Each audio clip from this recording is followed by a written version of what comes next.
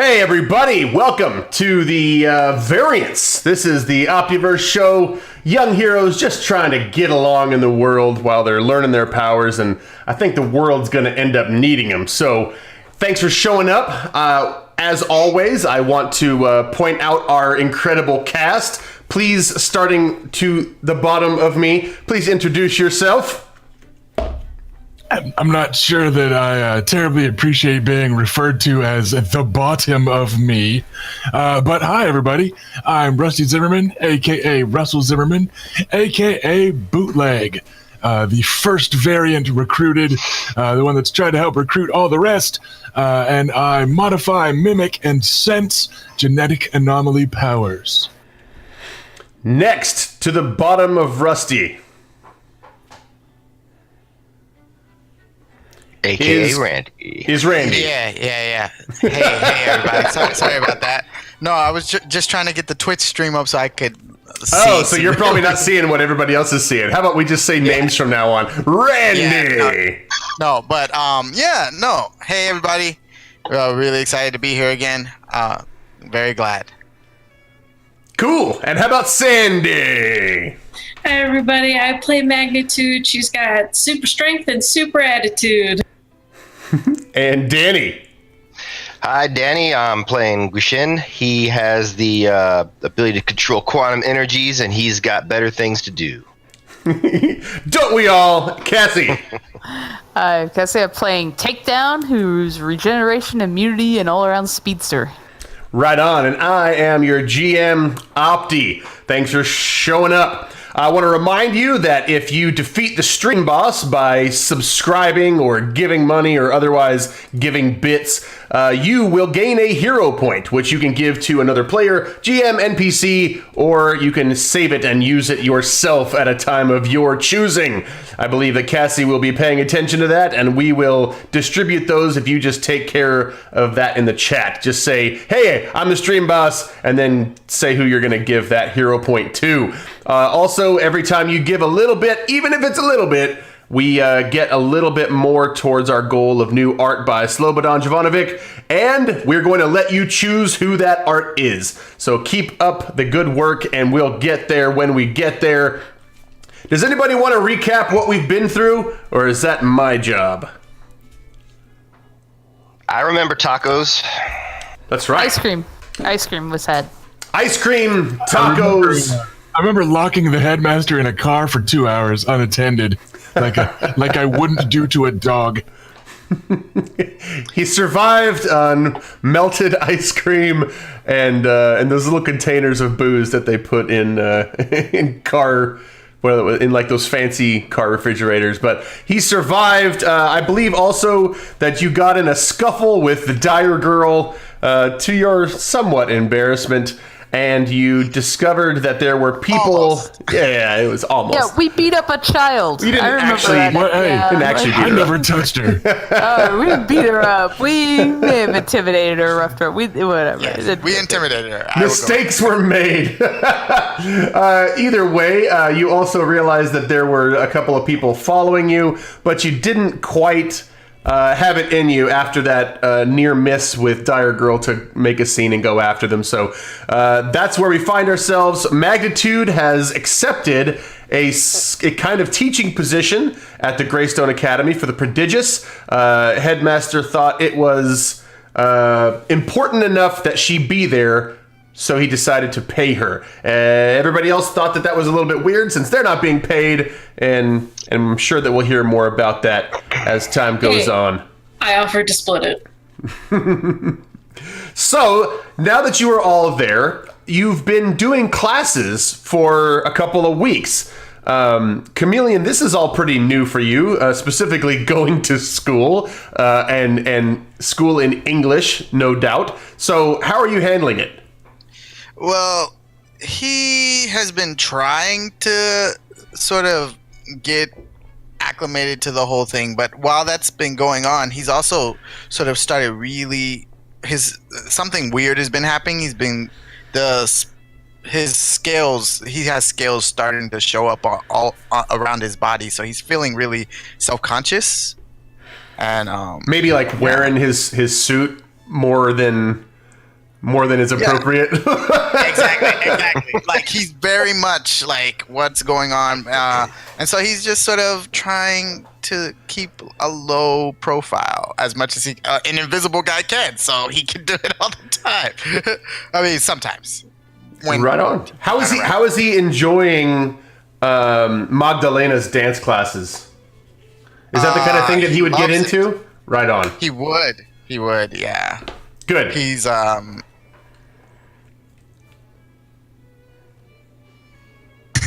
You cut sorry, out there. No, I was gonna say. Okay. Sorry. I was saying like he loves like Latin dancing and those kinds of things as well. And so also having another friend who speaks Spanish is really awesome for him. So he's probably the closest with her in the little bit of time that he's been there. Okay. Right on. Yeah, you guys have a sort of a common bond, at least a language bond that makes things a little bit easier for communication. And good. What about Guishin? What has he been up to? How's he enjoying school after the really exciting couple of weeks now to have a couple of weeks of downtime, basically just school? School, like powers. What do we need school for? What do I need this for? Where am I ever going to use this? This is like why are we here? What are we doing? Unless it's dance. Dancing's cool because Guishin is actually has actually been breakdancing since he was 8 or 9 or something. Just part of his culture, urban street culture, and so he's super into that. He's not too sure about like some new styles that may be taught, but he'll put it into his repertoire, I guess. But the rest of it, nah. English, math. Fair enough. That's 2 votes of confidence for the dance classes. What about Takedown? Oh man, Takedown has been, I don't know. I think she's still learning to like fight. I think she's taking this probably a little more serious than some other people. So she's probably continuing to learn like some martial arts or just self-defense courses, as well as she's probably now learned most of her powers or what she's capable of, thanks to Bootleg. Mm-hmm. Or maybe she's like testing a little bit for the life support ones. Like she just hasn't eaten for like 3 days. I mean, Ramadan has started. Maybe she stopped eating anyway, but it just hasn't really bothered her because she doesn't need to. And is she still kind of picking up after everybody and taking the lead as far as being a sort of responsible person around? I think so. I think by having like siblings and whatnot, she's probably like used to somewhat being like the team mom. So I think she is still picking up and doing dishes. So I believe I have a friend now in that. I think maybe I have a partner in the kitchen a little bit. So. You have a partner in the kitchen, and what about Magnitude? How is she enjoying? How is Takedown? Jordan, how is she enjoying the dance classes? I'm gonna say Takedown probably is awkward at dancing. Like, it's not that she's for lack of enthusiasm. I think she's just that person who's tone deaf and does not have a rhythm. But she's still like Elaine. Like, if anybody's old enough to remember Seinfeld, still just like doing the kicks and like this little shuffle, but it's not smooth or graceful. All right, Magdalena, is she enjoying teaching these variants to dance? Absolutely. Yes, they seem to be more talented than she expected. Just because, she doesn't know any of them, but they seem really enthusiastic. So like that in and of itself just makes it fun, because when everybody's having fun, then you learn quicker, you learn better. So yeah, she's really enjoying those classes. She cooks a lot because she needs to eat a lot. So she's going to be in the kitchen a lot. So she'll be helping with the cleaning and picking up and stuff. Like her mother taught her to do that. So yeah, she'll help you out. Right on. And what about the rest of the classes? Is she enjoying those? I mean, not enjoying exactly. She finds them boring. So she'd probably be in the back, just kind of like half falling asleep, half taking notes.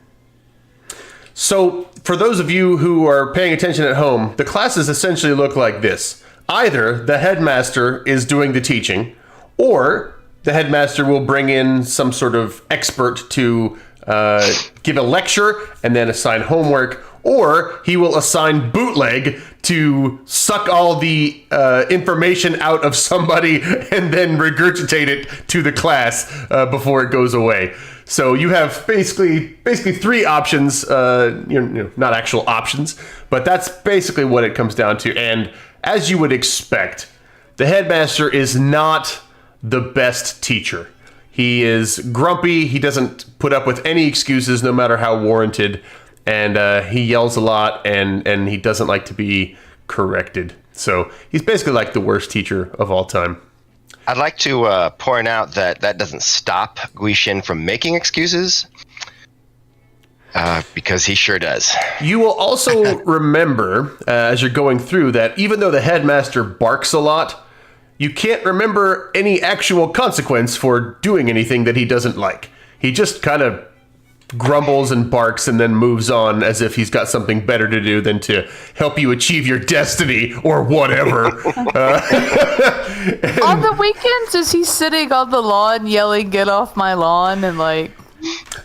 He doesn't seem to keep time the way the rest of you do. Whatever, the 7-day week just does not apply to him. So if he is doing his thing, teaching, he will be teaching. If he's not teaching, he will either be he's either locked himself in his wing of the academy, or he's just out, wandering the grounds, kind of grumbling to himself in a sort of crazy guy fashion, and you're actually not sure that he isn't. You just don't know what's going on. Bootleg, you realize that the headmaster has been doing this a lot more lately. Like specifically the last few months, it's been getting worse. You don't remember him being like this for the first 4 years. I mean, he was always grumpy, but never kind of despondent and kind of crazy. He's just never acted that way. But more lately, he's been trying to kind of cover for it and spin it just like, the headmaster, he's so eccentric. All right, I will teach class tomorrow then. And that sort of thing. So he tries to kind of make up for it and have some kind of set schedule to an extent, where it's at least, on certain days you can expect to go to class and that sort of thing. And I imagine the dance classes also help with that, because then that is two people teaching things at the academy on something like a schedule. Right. So at least some things will be, hey, sometime Thursday afternoon we're doing this. Not like Thursday from 2 p.m. to 2:45 p.m., but just like sometime on Thursday, right? So like that level of it. And for himself, he'll also integrate that where he goes like, okay, well, I know if I'm teaching physics on Thursday because it's important that Guaixin understands his fucking powers, then on Wednesday I'm gonna go to this nearby university and I'm just gonna sit in a lobby near the faculty offices and sip a latte, and he'll just hang out at some nearby school for an afternoon to just kind of based in the juices of their degrees. And then, yeah, you're right. Make that face. I saw that, Sandy. That's what I was going for. There's one thing I want to say is that Chameleon knows that Bootleg can find him wherever, and he just loves it because he's so used to hiding from people. So he's been randomly just going places and like skipping class sometime to make Bootleg come and find him. And Bootleg doesn't go out of his way for it. He never makes a big deal out of it. It'll just be Bootleg gets up in the middle of the night to go get a drink of water, and then randomly on his way back through the living room, he says to the empty couch in the dark, by the way, you should get some sleep. We've got dance class tomorrow. It's never okay. So on one of these times where you are, you've been hiding out now for maybe about 30 minutes, and you've just been totally totally still and waiting for Bootleg to come find you. And by the way, in this way, you're actually getting quite good at using your abilities. Like your ability to turn invisible is actually getting pretty comfortable for you, and you can pretty much use it at will, and you're getting better at it. Maybe even along with the stuff that's growing on the rest of your body, it seems that your ability to turn invisible is growing along with that. You also do have some other physiological changes going on. You seem to be getting a little bit quicker, a little bit stronger, and you're not sure what that's about, and you're not even sure if it's really happening, but you're definitely changing. And is Chameleon going to talk to anybody about that, or just sort of try to keep hiding it as long as possible? He's gonna keep trying to hide it as long as possible. Okay. So It's that guy in a zombie movie that gets bit and then just like starts wearing long sleeves, doesn't tell anybody. It's fine. It's fine. On one of these times when you've been waiting for a while for Bootleg to come and find you, he actually does walk past you, and he seems like he's headed towards the headmasters. He doesn't make any notice that he sees you. In fact, Billy, you do not see him because you've been called to the headmaster's office, as is his wont, although this time it's just after class. Chameleon has ditched class. It was a relatively unimportant class, but the headmaster has called you into his office or his study to have a discussion. Chameleon, are you at all curious about what they're saying behind the closed doors? Oh yeah. I'm gonna try to follow like very carefully behind, because I know Bootleg can like find me if I'm not careful. So I'm gonna be extra careful. Okay, so initially, Bootleg leaves the door open. Are you gonna try to follow him in? Oh yeah. Okay. Let's make it happen. All right, so you follow him in. Headmaster kind of motions to Bootleg. Would you please shut the door, Billy? Sure. I will backstep a couple, grab the door, yada, yada, yada. All right, so Chameleon, you are in the... you're like literally almost like a fly on the wall. And this conversation begins between the headmaster and Bootleg, and he says, Billy, listen, I need to talk to you about something pretty important. And I know you're not going to like it. I mean, if I'm being honest, I'm not an easy person to live with, and I know pretty much every time I say, we got to talk, you don't like it. But this time's different. So please, just have a seat. I give him a long look for a second. And just kind of sink into a chair, keeping a kind of quizzical, half concerned, half suspicious look on my face. He stands up from his chair, his ultra cushy chair. Like, this is the chair, right? Like, this is where the academy gets run from, and he never lets anybody sit in this damn chair. It's like the most comfortable thing that you've ever seen. It looks like it's generations old, right? Like from World War II when people built stuff to last, right? And so he never lets anybody sit in it. And he stands up from that chair, pushes it back, and then goes over to where you're sitting, the couple of chairs in front of the desk. He sits down in a chair next to you, and he moves the chair to where he's face to face with you, only about 2 or 3 feet in between you. I imagine this is a little bit unsettling. Worse? This is worse? Yes, you are correct. This everything is worse. He says, "Listen, Billy," and he reaches out his hand and he puts it on your knee, and then he sort of awkwardly says, and he doesn't know what to do with himself, so he pulls it back and it says, "Listen, there's something coming, and I can't be around for it. I don't know how to get around it though. So when I figure out where I'm going and how I'm going to get away from it, I'm gonna have to go away, far away, Billy. And as you can probably already guess, no, I can't tell you anything about it.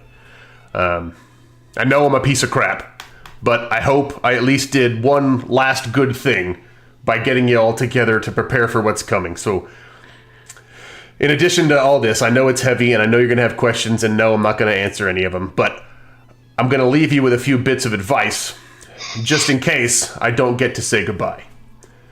Number one, this isn't my place. The academy, I mean, it technically, it belongs to me. I bought it, but it's not like my family's or anything. I just needed to keep it tended so nothing bad happened. But when I go, I need you to take care of it. I need you to take care of this place, and especially make sure none of the statues in the park get broken. Okay, I'm just going to need you to trust me on this.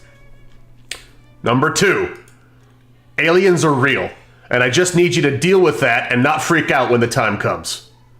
Number three, I've noticed a number of drones trying to spy on the academy from afar, and I've dealt with the drones themselves, but I don't have the equipment yet to track them. They're quite sophisticated, I must say, so I wasn't able to determine their source. There's some challenging times ahead for genetic anomalies if we get into the public eye. Which brings me to Quintessa. She's planning something, and I don't like it. I think you can try to go stop her, but I don't know if that's the best course. But if she threatens the world, well, it's up to you guys to stop it before the rest of the world turns on all of us. And number five, we have plenty of money, so keep the school running while I'm gone. And then he pulls out this package and just sets it on the table in front of you and says, here's all the info. Don't go looking for stuff you don't need, but that's everything that you'll need in there. Do you have any questions? I wonder if just for once after about the last 5 years or so, I could speak frankly? Sure. This is some melodramatic bullshit, sir. Well,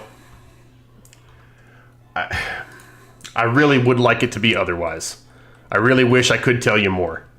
If you have any questions about the last 5 things, I can tell you about it. But honestly, and I'm not, and now is the time I will shoot straight with you if I can, but I literally, for very important reasons, cannot tell you anything about why I have to leave. Well, if you can't tell me anything about why you have to leave, then there's nothing I or anyone else can do to help. But I want you to remember that the reason we can't help is that you can't tell us or won't tell us.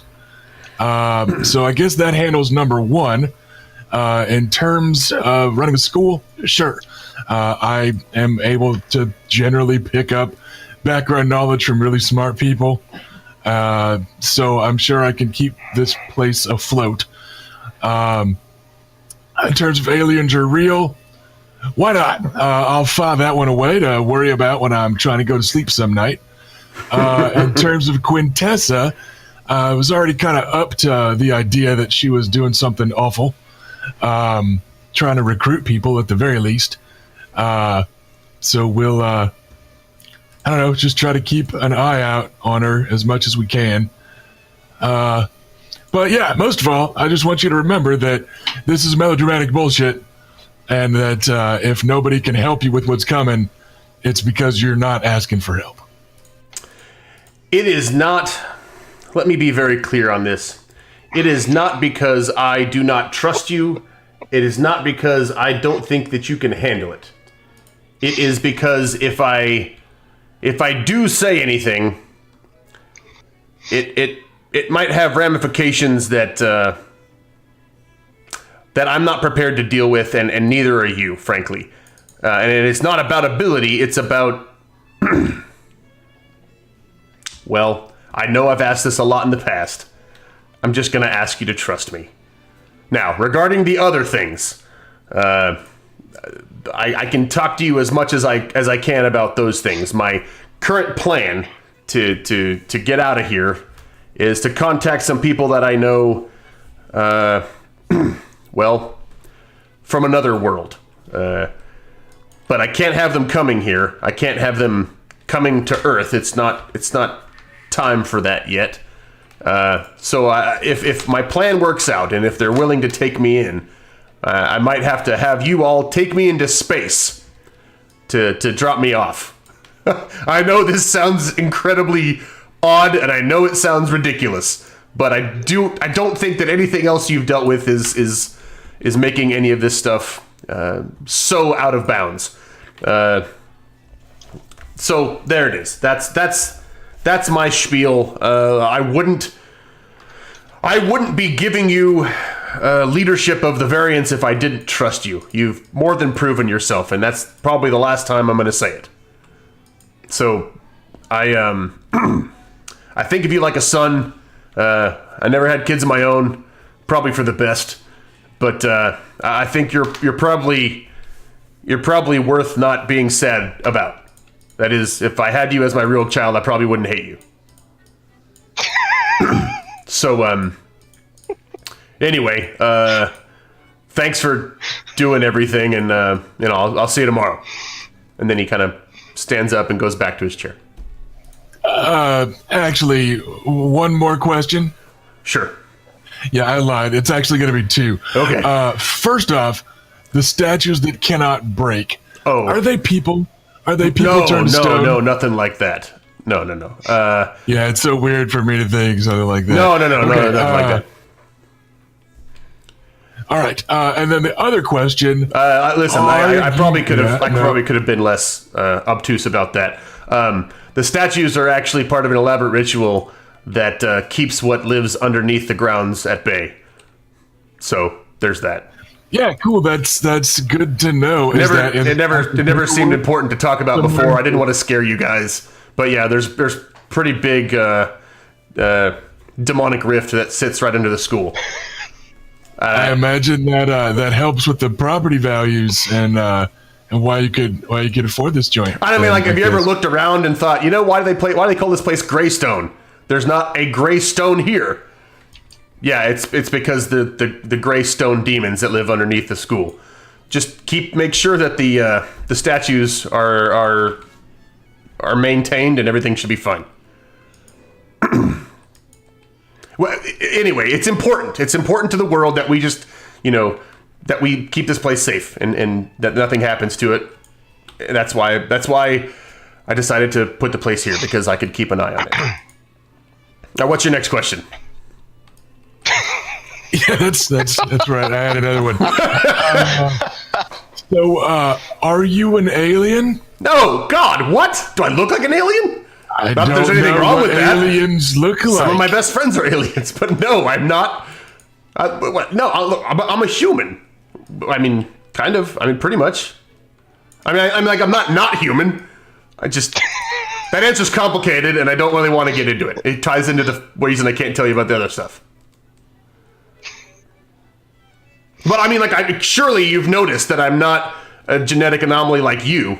I mean, I'm not a genetic anomaly, but yeah, I know I taste different. So I know you've had this question for your whole life, for 4 years. So, I mean, yeah, if I could have told you before, I totally would have. I knew you knew, but I couldn't say anything, and I'm still not going to say anything. So sorry, but I'm not an alien.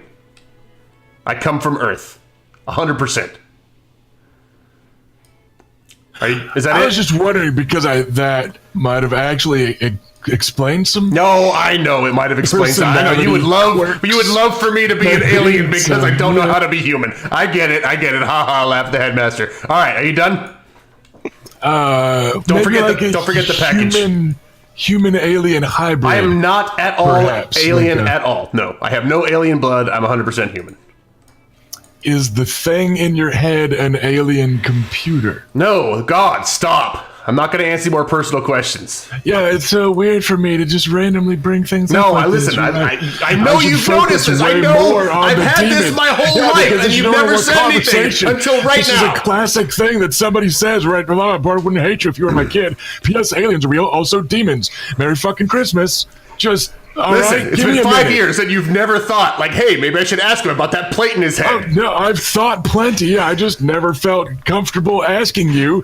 But since it's finally Tell Bootleg the Truth Day, I just thought maybe I could ask if it was from a childhood accident Or if perhaps it was some alien implant that's cybernetically controlling you, or you're cybernetically controlling them, or it's a deeply flawed personality chip.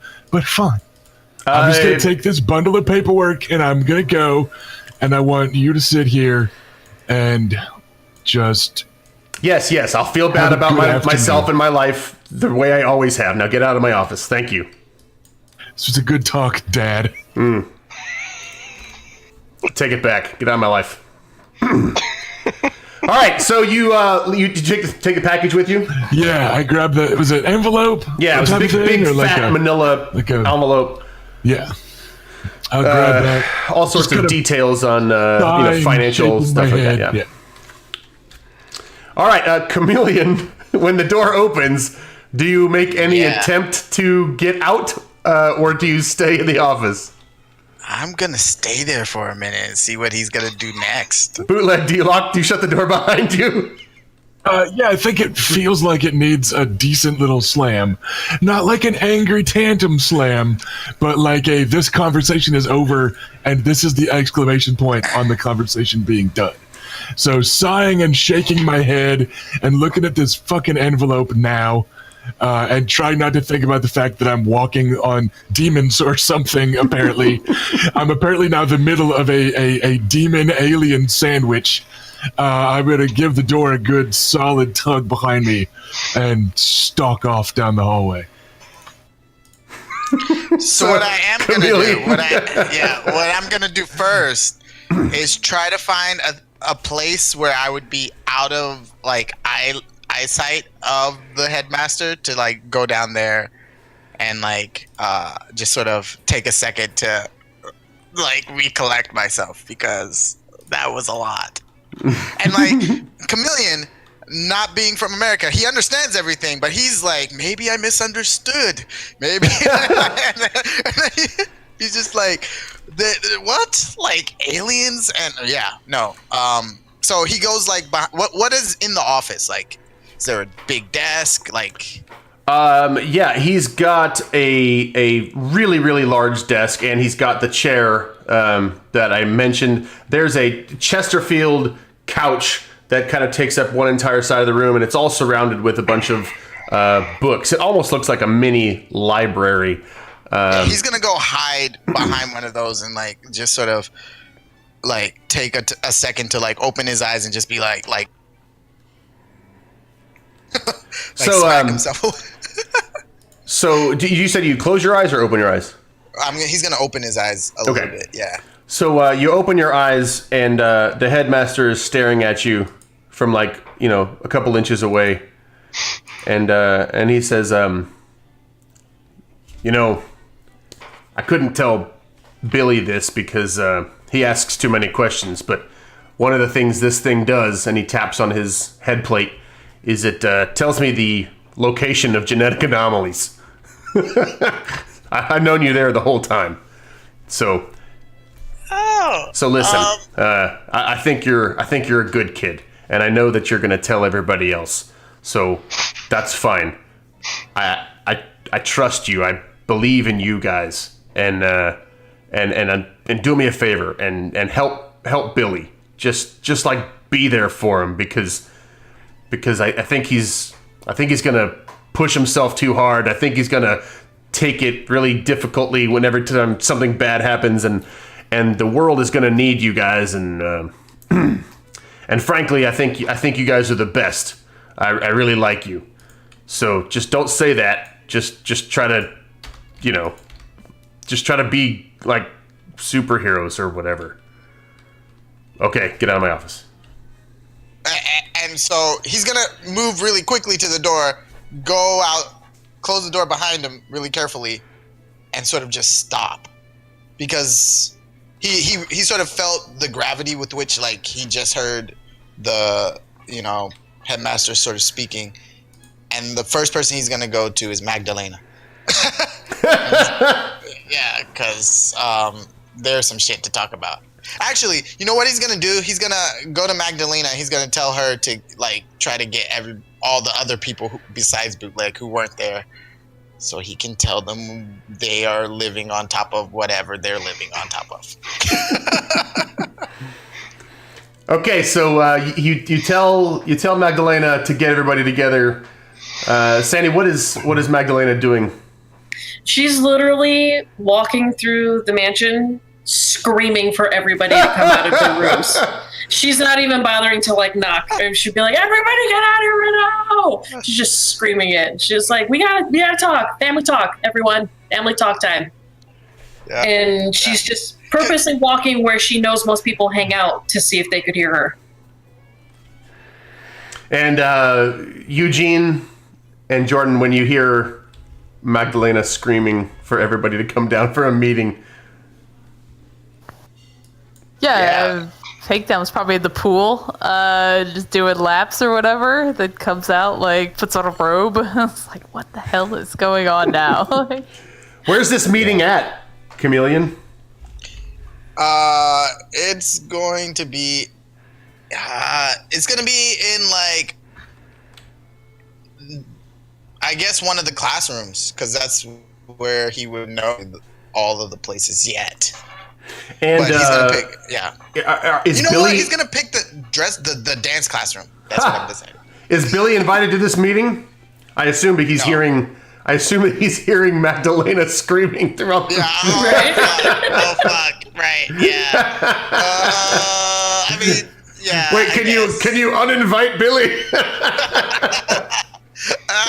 So if you honestly, Chameleon, though, if you would have told me that you didn't want him there, I would have. Then I wouldn't be screaming it everywhere in the house. I think you didn't want him there.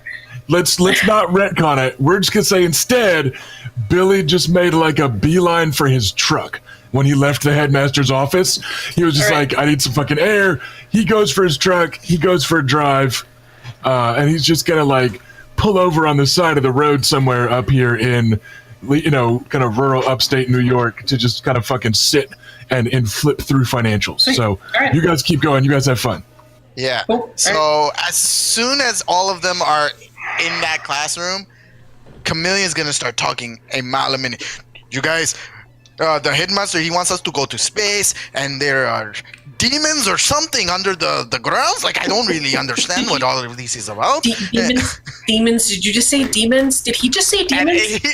He's just completely going to space, like... word spitting all over the place. Like, he tries to calm down a little bit, and he says, "I don't really understand, but something is coming, and the headmaster is worried about it, and I don't know." I just don't know. How did you find this out? How do you know this? And then he sort of goes Chameleon. He says that okay, and he's been he tells them that he followed Bootleg, and for the first time, because he's so used to Bootleg finding him, that when he went by, it was just such a surprise that he had to. But he also says that after Bootleg left, that the headmasters spoke about something coming and that the world was going to need us, and that we really needed to support Bootleg. And he's going to say it sort of with that same gravity that he heard the headmaster sort of tell everyone. So the headmaster's leaving. He said he's leaving. That's what he said. Did he say when? No idea. Soonish, I guess. Wow. You said Bootleg was there, so he knows, but... Yeah, but Bootleg does not know that I know. Or that we know now. We are deep.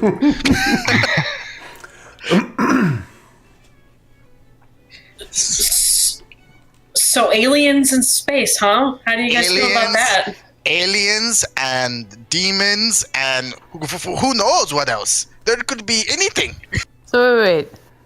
We're living on top of a portal that summons demons, and the headmaster knows aliens and wants us to go to outer space.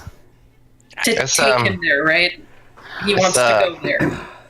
I'm starting to aliens in space. I don't remember any of this in the brochure. No, it wasn't in there. I looked at it.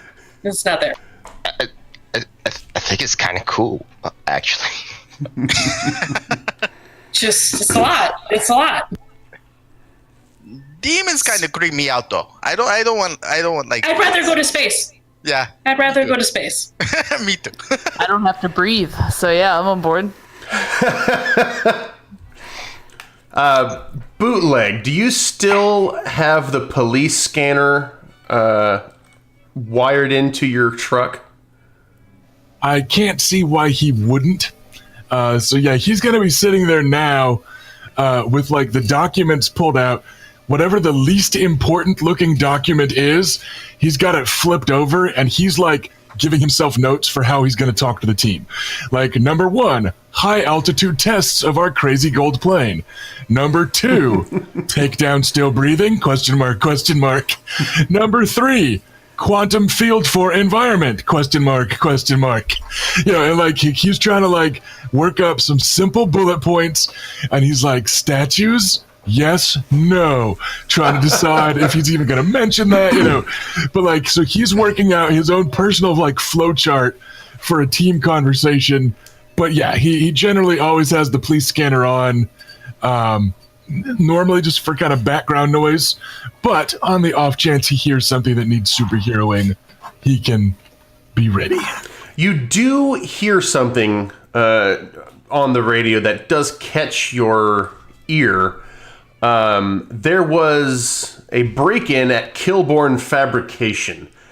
And again, like, you normally wouldn't think too much of it, but Kilborn is a pretty big deal, and it's Kilborn's alarms that go directly to the police.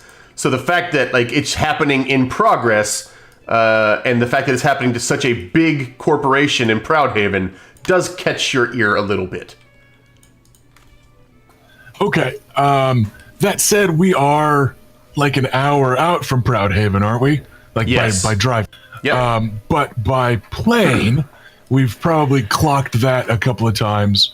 So we probably wouldn't necessarily need to get there much later than the police. And also, a break-in at a major fabrications facility sounds alarmingly normal.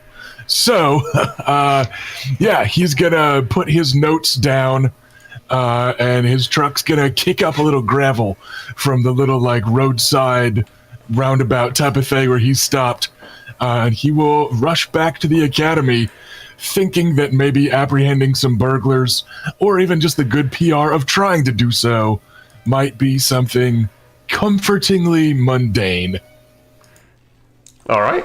Well, about 7 minutes and 53 seconds later, you arrive back at the academy, or at least walk in the door at the academy. And the others aren't anywhere to be found. Do we have like a comms system, like in the building, like little speakers and stuff? Everybody's suit has one. Right. I just didn't know if we had like an intercom system, like some mansion type of thing. Yes, actually, it always works, unlike most of the other ones that you've seen. Yeah. So yeah, he'll just go to like the intercom panel by the front door, and just say, variants, suit up and meet by the jet ASAP. Variants, suit up and meet by the jet ASAP. And then he will scramble off to his room to put on his fighting trousers. Oh my god. Are we going to space now? Wait. No, this is exactly what happens. Wait, this is exactly what happens. I hear that announcement, and I grab like a fish bowl or something big, and I put it on top of my suit. And I walk to wherever our meetup is, ready to go to space.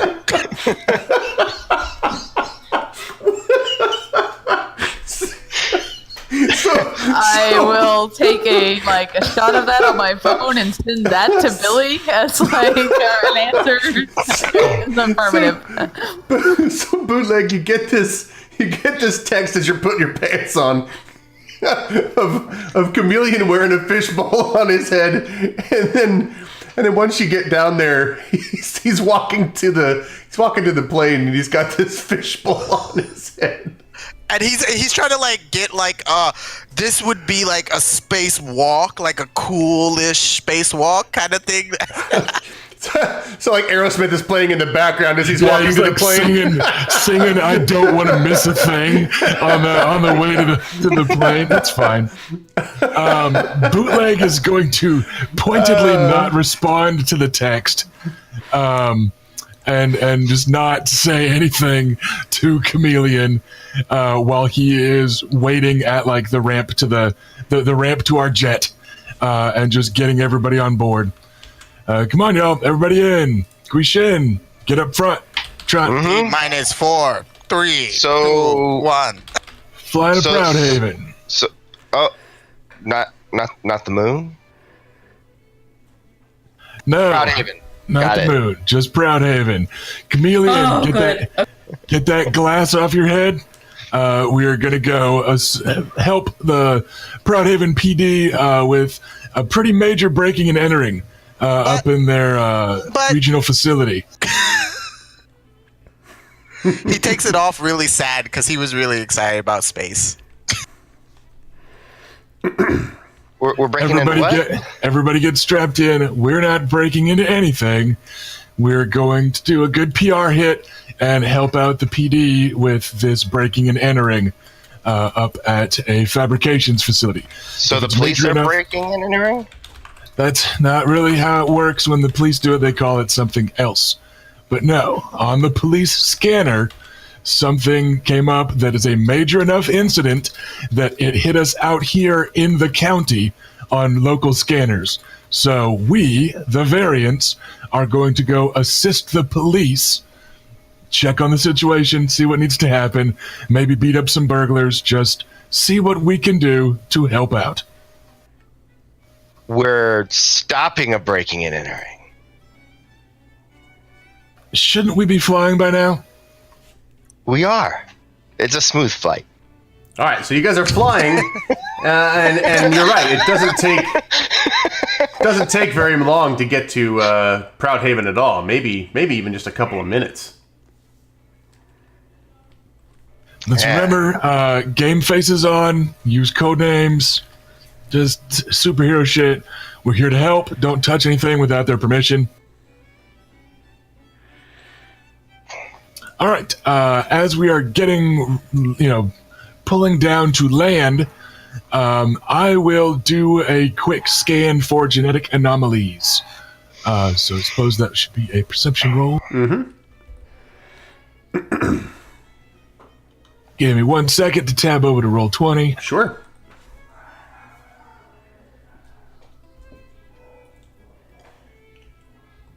I'll be the headmaster. That is a 36. Eating his cooked vegetables. With a 36! Oh my goodness. Yes, You, that's my requisite, perception roll to spot genetic anomalies. So actually, you are aware of an awful lot of genetic anomalies in Proudhaven. Like, there's more here than you really probably thought about. You've just never stood in the middle of Proudhaven and reached out like this before. But yeah, you're aware that there's quite a bit. But none of them within maybe 2 or 3 miles. None of them inside the facility. Sort of thing. Like he's pointedly trying to focus there. So all right, he will blink a few times and transition back over to kind of normal sight. Go, well, if they're still in there, they're not anomalies at least. So let's go find the officer in charge and make contact. And then he will waltz down the ramp. So where did you park? What kind of space have we got nearby? Like, Who's driving? We can do all that.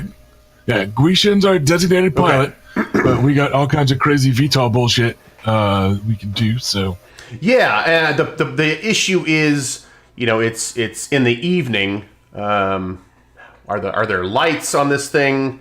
Is there a place to park it? Is anybody going to notice? We can put it on top of a building, and the question of whether it's noticed or lights or all that stuff is just based on how much we want to make our presence known. Our fearless leader is like, we're going in with sirens flashing, or he says, hey, just kind of put it down quietly over there. So Bootleg, what do you think? Quiet, put down, or you go in with flash? Like I said, it's evening. Say, after the sun has gone down. So just standard enough light show to be safe flying overhead. We don't want media reports about genetic anomalies skulking at the side of the break-in. But put her down somewhere we're not going to cause any damage. All right, so do you guys have a name for this aircraft yet? Or is it just the yellow golden aircraft? So Guishin has really kind of taken to trying to get everyone to call it Raiden. After the, God of Lightning and all, but also he likes video games, and one of the classics that he always really loved was this top-down game where you could fly a blue jet or a red jet, and you would pick up little power-ups, and it would morph your ship somehow and give it different attack abilities and parameters, and that was a brilliant game. And so you want to call it Gradius? Raiden. Oh. You're playing something different. All right. What does everybody else think about that? Because Yellow Duck sounds great, too. Yeah. Bootleg is all for Yellow Duck. The headmaster has been advocating for Yellow Duck. I call it... Honestly, if the headmaster said that, she'd call it Ducky. I'm going to call it the Raiden Duck. Okay, well... I've got your back, man. We'll put a cap in it. I'm sticking with the Raiden. I'm not flying around on a duck. That said, there is a little rubber ducky glued to the dash now. Ray Duck. Yes. Thank you, chat. Ray Duck. Oh wait, no, that's not Ray chat. Duck. That's Danny. All right. So anyway, you land either the Yellow Duck or the Raiden, and you're not trying to hide it. But what is Guishin? Since you're taking point as you're driving, what is it looking like as it's sitting down? Because it can change shapes based on what you want it to look like. So what does it look like? Right, and so when we're flying, it's just 5 of us. There's no need for it to be this huge kind of get up. So he's kind of it's kind of got that sort of sleek starfighter look. It's kind of tapers in the front. Has wings that kind of knife out in the back and maybe curve backwards. 2 tail fins, and then because we're doing VTOL, the landing gear are kind of skids that, and you can see the shocks on them. And and of course the any glass that we use to see out is 100% mirror tinted. And when the lights are on, generally underneath he has kind of a neon, a line of neon lights that kind of outline the bottom, and stickers. Stickers. They make All right. They make it go faster. All right. So you land this thing. People around are looking at this. I mean, not that anybody's just standing around, but the people who are out are checking you out, and they're like, "Wow, this is something that you don't see every day." And then the landing gear comes down. You set it down. The steps come out of it, and superheroes or people who look like superheroes step out of this, and it's one of those moments, right? Like people are taking pictures, and they're like, "Wow, what is this about?" But then you look around for where the police are, and they are all gathered at the front gate of this Kilborn fabrication. And it looks like there's a singular person out front who's outside the gate. The gate's closed behind him, and he is interacting with the police, shaking his hands and sort of doing the motion like, no, go away, that kind of thing. Bootleg will approach. Just make a beeline towards the officers talking to the man. Everybody, including the man and the officers, look at you like, what What is this? Why are you wearing this? And why are you here? What are you doing? You will give them a business-like nod and say, "Officers, sir, we're from the Variants and we're here to help. We heard there was a break-in." Who are the Variants? What? Explain yourself. Actually, don't explain yourself. We're just an take extra normal vigilante team. I can fly. The police officer lets out this enormous sigh, and he says, "Doesn't Proudhaven have enough of you guys running around? Do we really need more of you guys after? I mean, listen, what you guys did in World War II, it was great. Thanks for everything, but really, do we need this again? I mean, I was hoping that the superheroes and other places would just stay there. I don't know that Proudhaven really needs you guys in addition to the other ones." I appreciate you mentioning World War II for some reason. You don't need to thank us. None of us were there. And I'm not sure who you mean by the other guys. The Justicars, clearly. I mean, like the biggest superhero team on the planet? Right. I'm just saying we're not Pretty cool. exactly in a union. We're here to help if you would like our help. We're going to take a look if you would like some assistance. And if the problem ends up being something that the local PD isn't capable of handling, we are volunteering our services. The gentleman who's talking to the police says, "Well, actually, I would very much like the police to leave. This is a facility under my control. The alarm was tripped quite on accident, and I'm asking the police to leave. But I know I would feel much more comfortable if these strapping young superheroes would go in with me and make sure everything is okay." And the policeman just rolls his eyes and just, "What? Fine, let's go. I guess the superheroes can do our job for us, checking on the accidental alarm." And he just says, "All right, let's head back." And the police start to get back in their cars. Thank you, officer. Have a nice day. Okay. Then. And he will give him a nice little wave and a sarcastic smile. I feel like I'm going to have to work on NPCs being anything other than grumpy and surly towards you. I hope everything's okay at home, Chad. I'm worried about you as a friend. All right, Bootleg will turn to the mysterious gentleman that is sending the cops away and luring teenagers into his home or place of business, I guess. And he'll hold out a hand. Bootleg, and you are, sir? Very, very good to meet you, Mr. Bootleg. My name is Chase Kilborn. That's my name there on the sign of Kilborn Fabrications.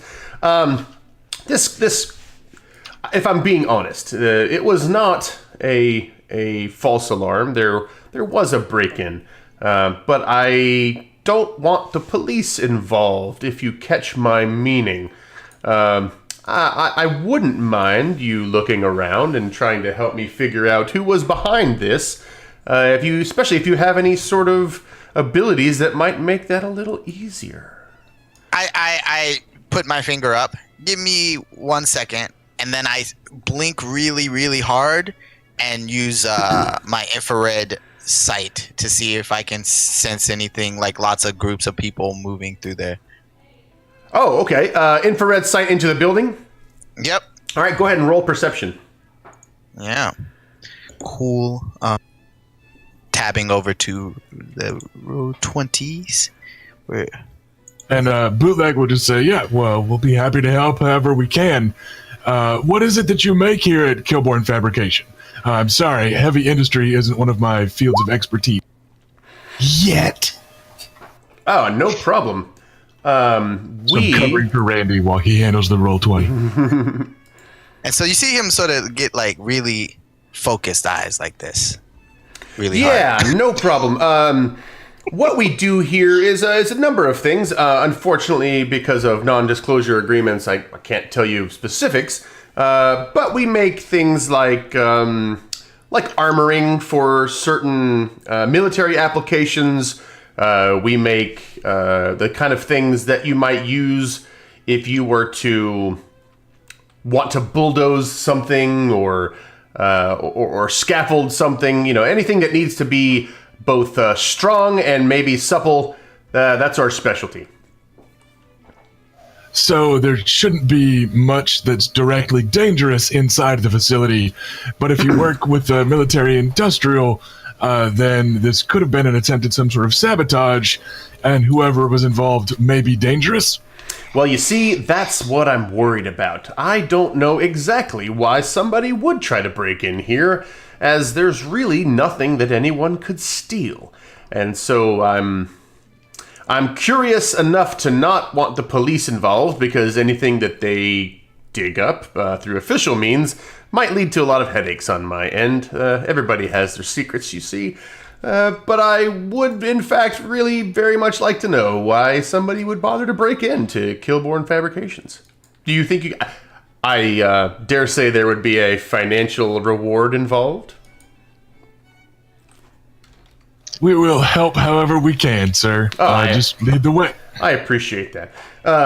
Randy, Chameleon is able to see the infrared, not any bodies, but he is able to sense some faint warmth where things have recently been touched or walked through or breathed in, right? So there are certain areas which are hotter, or at least different temperature than the rest of the fabrication facility. And in particular, the stairs up to what looks like the office seem to be particularly warm.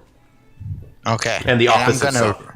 And I'm gonna tell Bootleg that I'm gonna walk over to Bootleg and sort of like try to be slick and whisper in his ear, but say it way too loud. That's what I think we should be looking. You say it loud enough for Mr. Kilborn to hear? I feel like he would try to be really sneaky and then not be really good at it.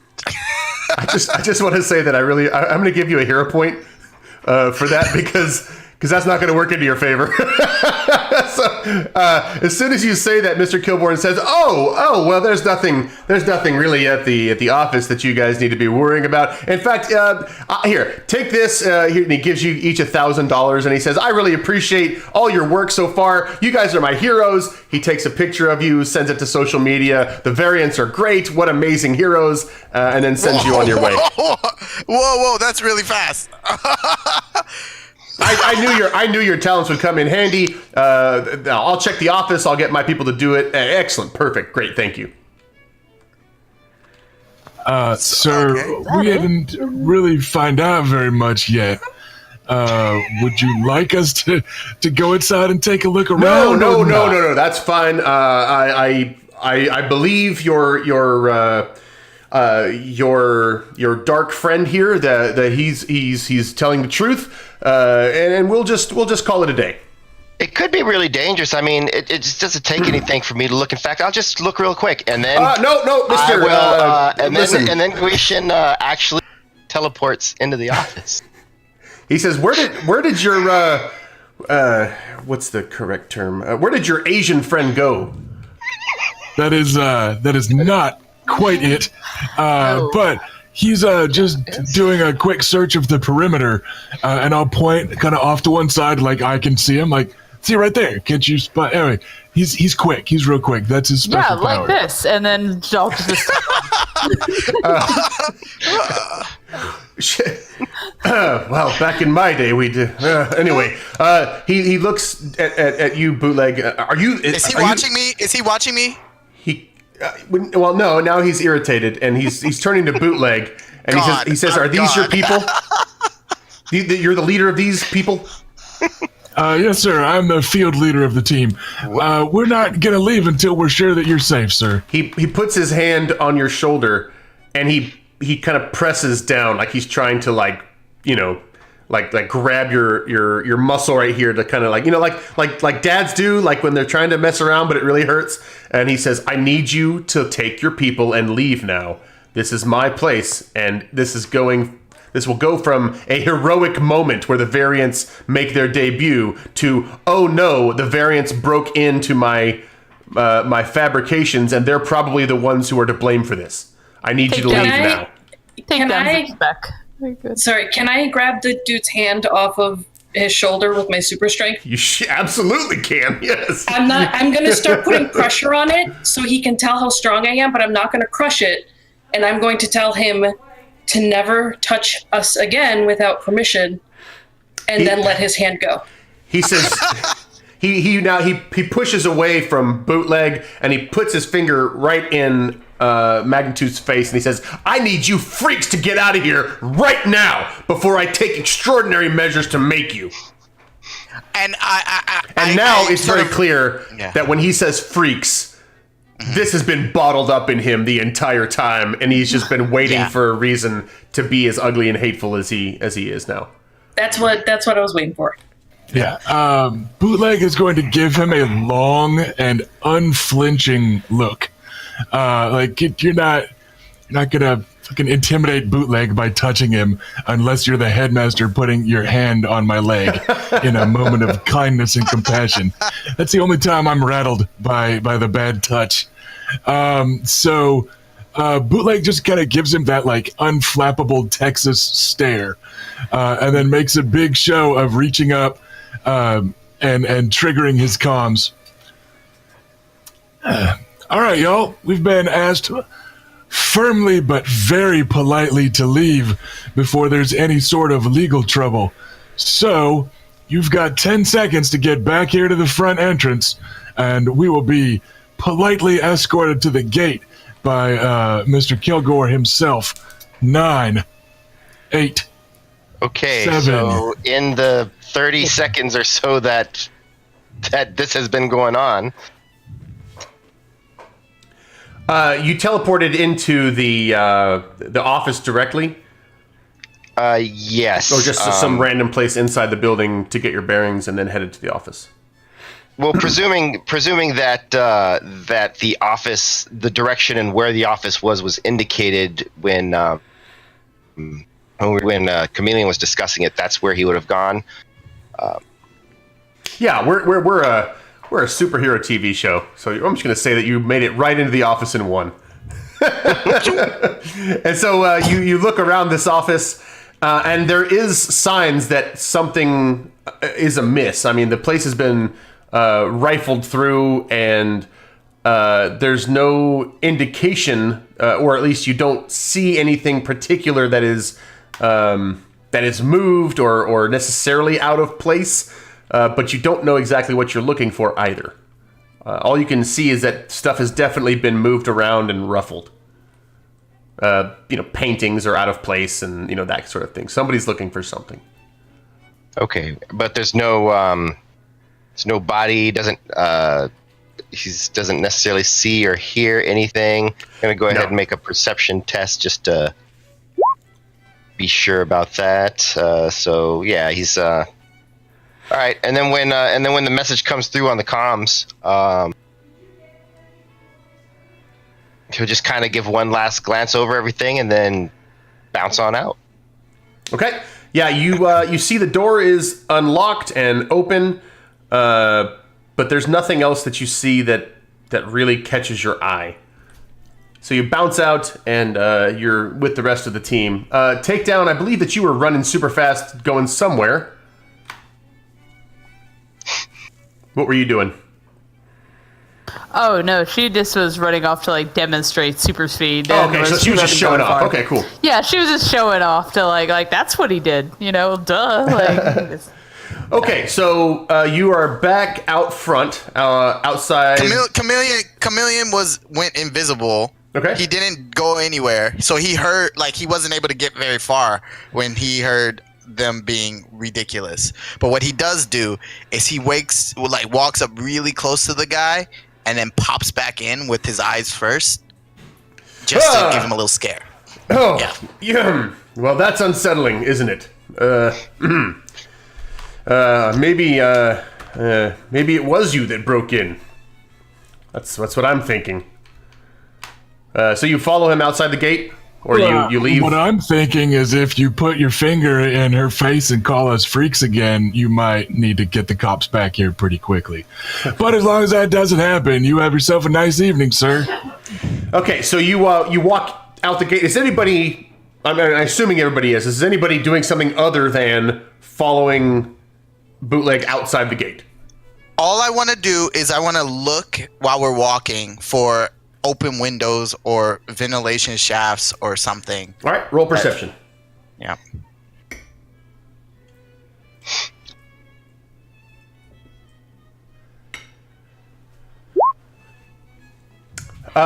You see lots of windows and lots of what you assume are ventilation shafts, but nothing that seems particularly open. Yeah. Cool. So. So once we're back out, like towards the gate, he'll make a big show of shaking the guy's hand again and thanking him very politely. Happy to help, sir. Big bright tooth smile, etc., etc. And as soon as you get out the gate and make that motion towards him, his demeanor switches back on as well. Oh, hey, and you know what? Sorry for the misunderstanding. You look like a great bunch of kids. I'm happy to make sure that the people of Proudhaven know that they have another team of protectors. This is great. I'm sure that when the Justicars are out, you guys are the Johnny on the spots, and wow, how great it is to have Kilborn Fabrications be the first to land on your radar. Wow, what a great time. Well, I'll see you later. And he turns back and locks the gate after him as he heads back in. How high is the gate? Probably about 12 feet.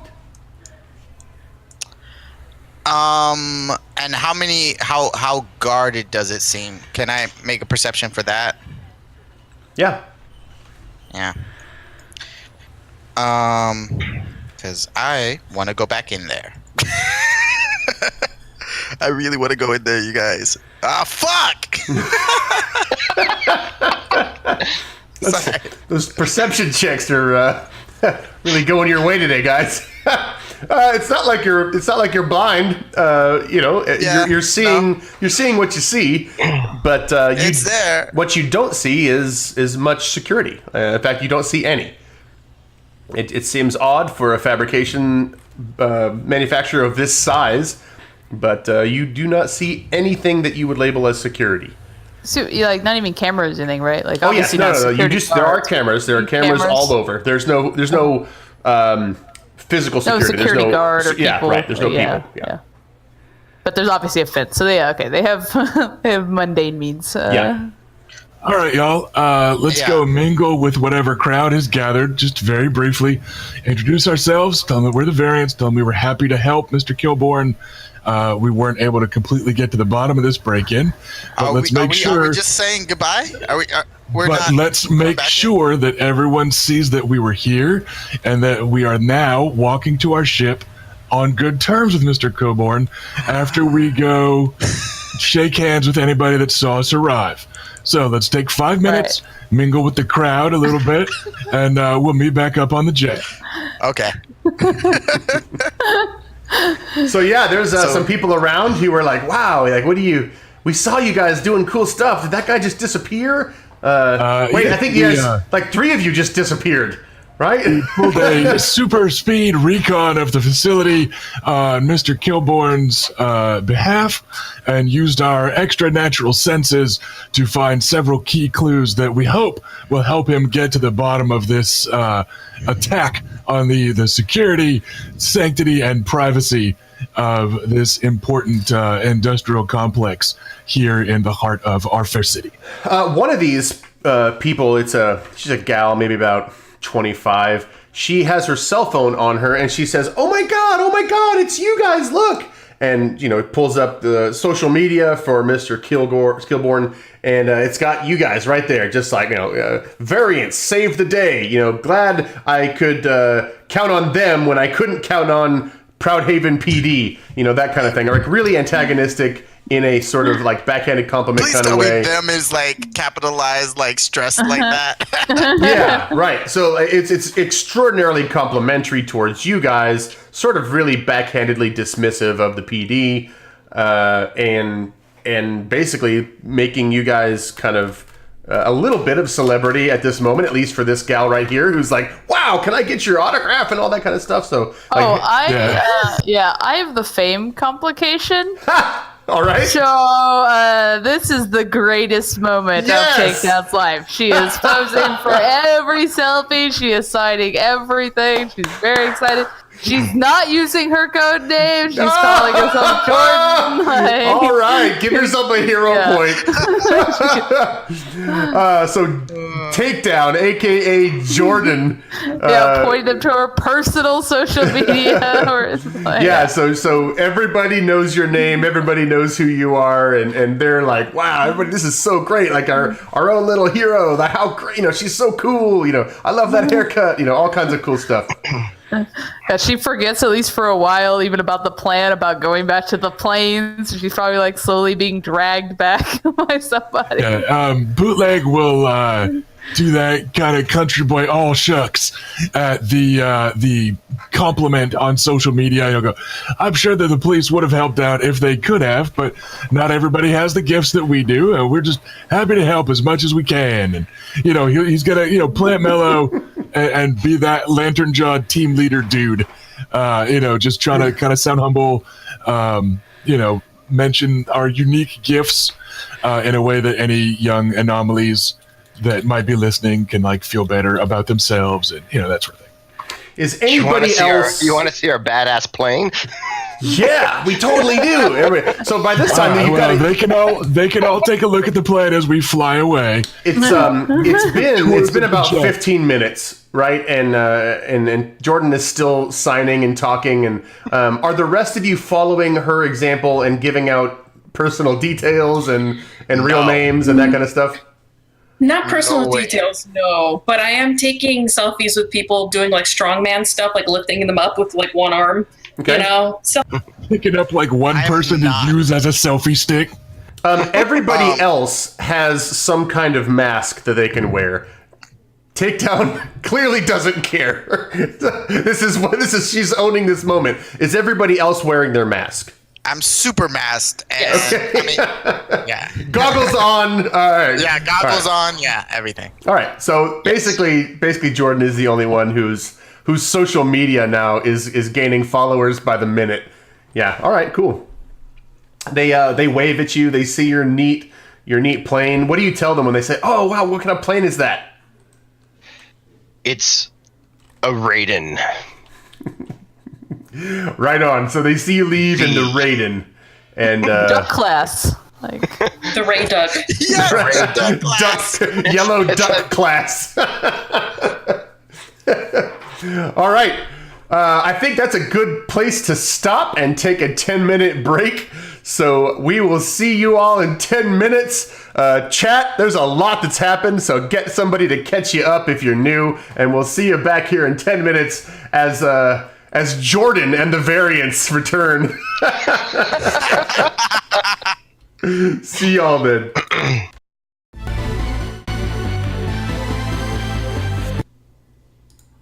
Hey everybody, we're back, and we are following our variants as they have just gone to Killborn Fabrications and had an encounter with a rather rude gentleman by the name of Chase Killborn.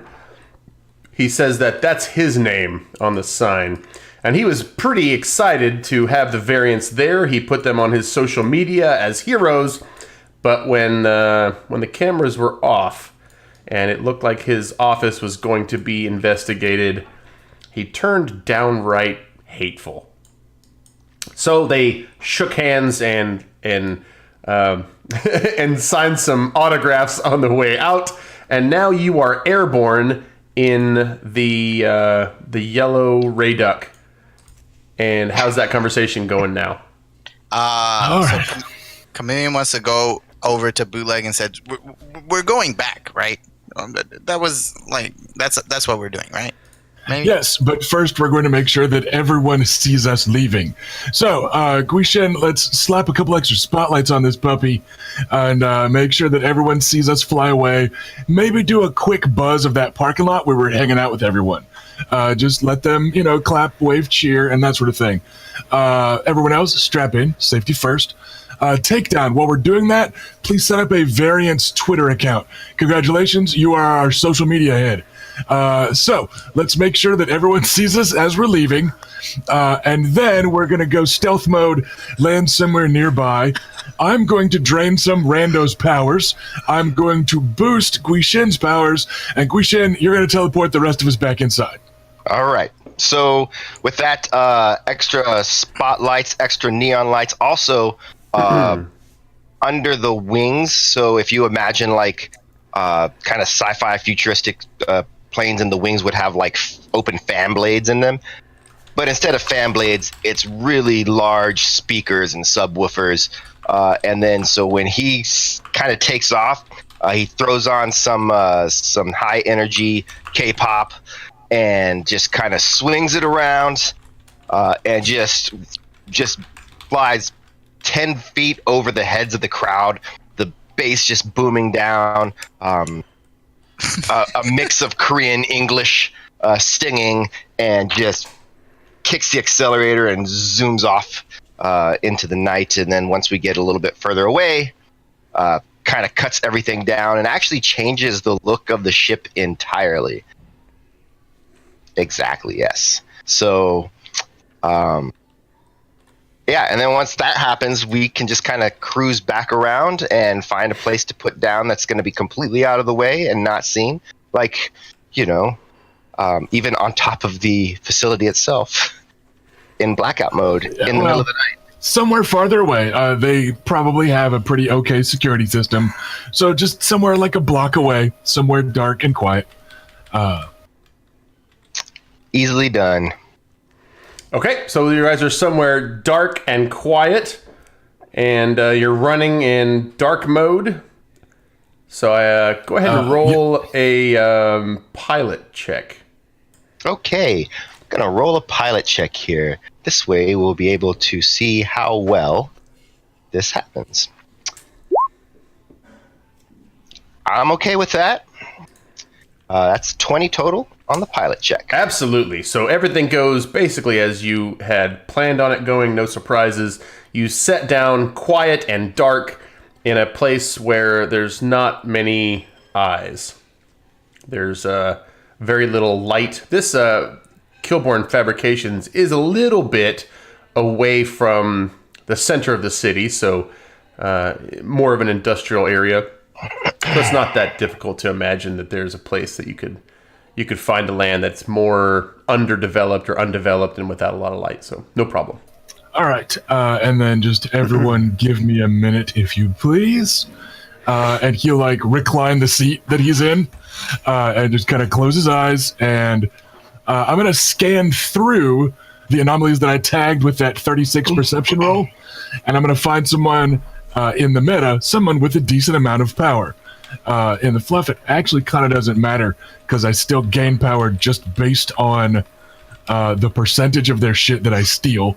But in the meta, he's going to just try and find somebody that's a powerhouse, and he is going to drain their powers. Okay. So some rando somewhere needs to make some rolls to resist against my affliction. Talking about anomaly, right? Like a particular anomaly? Yes. So one of the anomalies somewhere in town that I spotted earlier. Okay. And then with the perception range on my affliction, etc., after I have re-locked onto them, he'll give them a quick scan, and then he'll just yoink some powers. So some rando somewhere needs to make a fortitude save against DC 20. He made it. You can roll the nat 20. Okay. Then no. That's just the weaken will. That's the setup. Now they need to make a will save against DC 20. with his normal will. Yeah, it's a twofer. He hits people first with a weakened will, only to make them easier to afflict. Well, and then hits them with the good luck. 23 to resist your affliction. He will continue concentrating for another round. On this same guy, or you wanna pass? We'll keep it on the same one. Okay. If they're able to resist him that well, then his assumption that they have a decent amount of power. Okay. So you guys see the kind of rippling in the air around him, and kind of a little spike or tendril of it reaches somewhere from like his aura, and then it kind of wavers and wobbles back in. So he tries it again, and you've kind of seen it before, and this kind of heat shimmer ripple aura around him tries to match like the color scheme of the aura of the anomaly he's copying. Okay. So yeah, it's a standard action. There's no reason for me not to keep doing it. Okay. So he will make another attempt. It's the DC 20 fort that 22. modifies the will. Okay. Then a DC 20 resisted by will. This is hilarious. Okay, 11. Okay, that is a failure. It's DC 20. I forgot how we did the math on here. That's so 2 degrees of success. It's fine. So they will lose a significant chunk of their powers. You are flooded with powers that can only be described as you feel like anything will go your way. Handy, and I hope like you'll make every roll that you want to make, and you'll roll high, and you'll do good at slots and avoid potholes, and yeah. Fair enough. What matters is that it is power. So on a 2-tier thing, they get a -4 on all rolls made with their powers. Is their affliction to some rando across town. I get 20 power points worth of genetic anomaly power bank. So his aura ripples and shimmers, takes on kind of a good fortune looking pearlescent kind of shine. And then Guishin glows a little bit as he gets a 20 point boost to his teleport.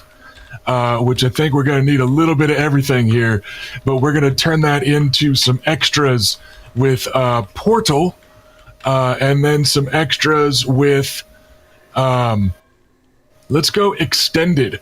So if he takes 2 move actions, he increases his rank of the teleport by +8. So like that's just a +1 per rank. Portal is a +2 per rank. So that'll buy it up pretty quickly. And then I believe even at that price, I can add like 3 ranks to his actual teleport. So his normal teleport of 60 feet on that little range chart goes up 10 spots. If he just takes 2 move actions, then he can create us a portal 5 feet across and teleport us back in accurately to that area that he teleported us to earlier. Damn. Okay. All right. Well, so with that, Guishin kind of like takes a deep breath, and then he brings his hands together in front of his chest, and then pops them aside and creates a little box with his hands, and then pushes it forward and opens up a portal that from one side it just looks like kind of wavering heat rising, but from the other you can see into the office where they will be going in. By my math, range now. So that should be, if we were trying to park a block or 2 away, we should be good to go.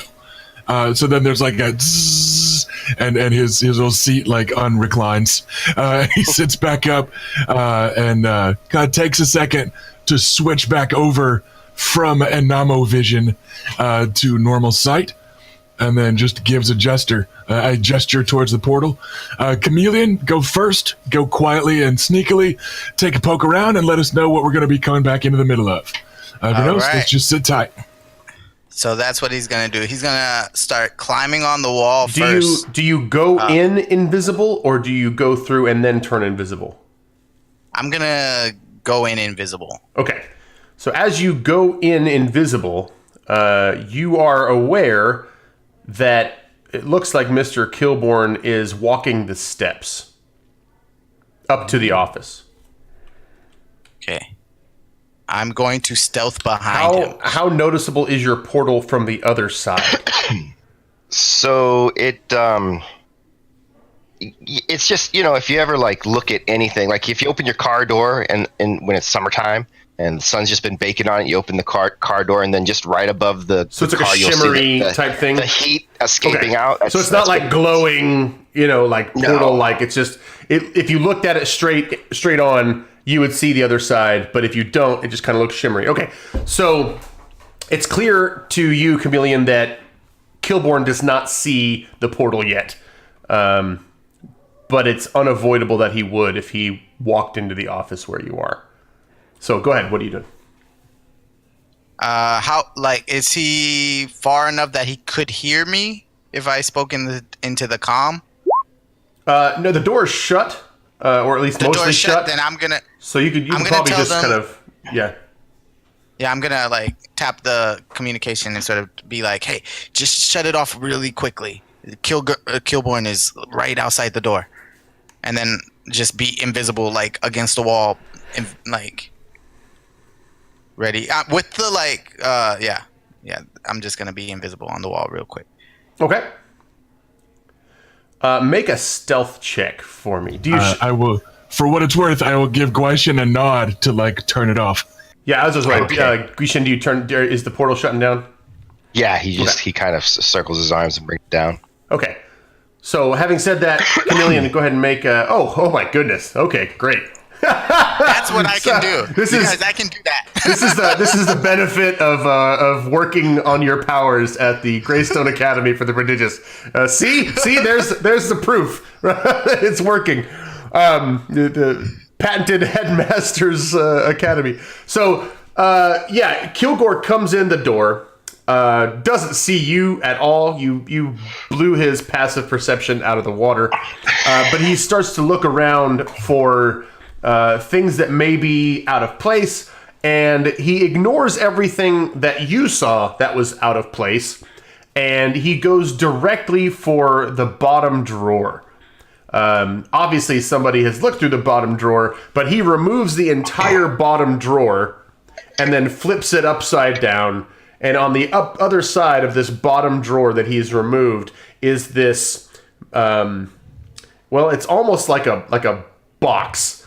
But it's actually quite small. He checks it, makes sure that everything's there, straps it back down with the tape that was on it to the underside of the box or underside of the drawer, and shoves it back in and takes a look around and shrugs and then leaves, locks the door, and heads back downstairs. Okay. After I hear the door shut, and him going down the stairs again, you can see. I can see him. Yeah, there's windows in the office so that the person in the office can look down on the people who are doing the fabricating and manning the stations. Right. So you can see him, and you can see him as he walks out, as he locks everything. He checks all the the cameras. He kind of just gives everything another once over, but then he eventually does end up leaving and shutting the gate and locking it behind him. Cool. So what I'm gonna do is I'm going to jump to the ceiling, with my acrobatics, just so that I'm not running around on the floor there, and then I'm gonna crawl on the ceiling to get to the desk. It's a lot of extra stuff, but I want to be cool. So instead of just walking over to the desk, you hop on the ceiling, crawl over there. And then, no, it's fine. It's fine. So yeah, you look really damn cool as you're plopping down. So then I'm gonna tap the comm system. I'm going to tell them to open the portal as I try to take out whatever. No, I'm gonna tell them that there's something in the desk, and what should I do? I'm gonna ask because I want to take it, but I want bootlegs. Go ahead. Okay. What kind of something? You beats me. It's a box, but it looked pretty damn important to the man. So, sorry. Like a shoebox, a crate, a bomb. It looked like it was something nice. I don't know. He didn't care about everything else in the office. Should take it for ourselves. Then sure. Let's grab that and teleport you back out of there. Cool. So then he goes for it. All right. So yeah, whatever the little thing was, he can yoink. Yep. Yeah, you absolutely. It's easy to grab. Okay. Is the portal back? Because I'm Actually, just instead of going through the rigmarole portal, would he just be able to teleport himself there and grab him and just teleport back out?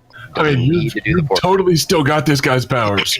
You've got their powers until they succeed at resisting the affliction, which they don't get to make that test for a couple minutes.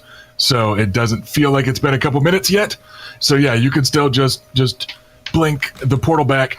And also keep in mind, like, this is new shit that you haven't normally been able to do, but it's, your potential and stuff. So Yes.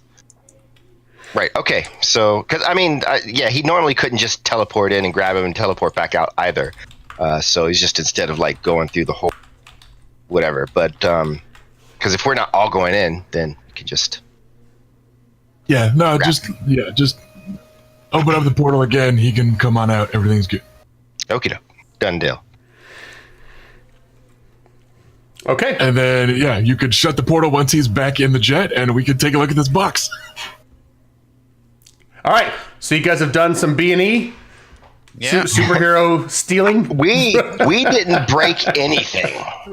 I mean, he was kind of a jerk face kind of dessert. We only break the law against people we don't like. If this there was box no- contains a wedding present for like his wife or partner, I'm like putting it back. we're out. We're out of It's this. the ashes of his mother. Yes. Oh, no, you guys. Let's find out. Okay, yeah. It's somebody's purse who he's gonna give back to them. We're the worst heroes of all. Actually, it's the beginning of a supervillain team. No. So who's opening it? I'm wearing gloves, so I will reach for it, and he'll just kind of wiggle it like, let's keep it gloves only for now, y'all. And then he'll just, turn on an overhead light in the console and start opening. Okay. It initially when you open it up, it's a bunch of papers. Looks like a instruction manual, although not like your typical, here's how to work the remote control. It's more like how to adapt and fabricate and implement, the chip that came with it. And nestled underneath it in a sort of, those like vacuum sealed, or static free pouches is a computer chip that looks like it's pretty darn complicated. And the computer chip is labeled SA Adaptive. Oh, well, that's good. It's good it's adapted with S-A. Yeah. I don't know what that means. But All right. I will call Therion. Okay. He has a natural intelligence of +9. Like, that's his int stat. And he had all kinds of crazy science skills and shit. And he's here in town. And a few weeks ago, I did him a solid of hooking him up with the costume maker lady. And we've been keeping in touch. So, yes, I will give Therion a quick ring and ask him if he's got some electronics we can use to investigate a chip. We're following up on a lead. It looks one of a kind. We've got documentation to go with it. Hey, Bootleg, how are things going? I'd love to take a look at that. You know how I like tech. Do I want to know how you got this? We found it while helping a major fabrications industry with a security breach. It was a piece of evidence that we found after having been invited into their office. So we just kind of want to see what it is and what it does. We've got some paperwork for how to, replicate it, whatever. This was always more up your alley than mine, and I'm not really wired for tinkering. Up your alley. Up your alley. Yeah. Why don't you come by the workshop? You could find me, if I remember correctly. Shouldn't be too hard. Or do you want me to just give you directions? No, we've got the address. We'll be by. We'll be flying quietly. Okay. But The workshop we'll is not the penthouse. She doesn't really like me doing all the work up there. So, just so we're clear, not at the penthouse, at the workshop.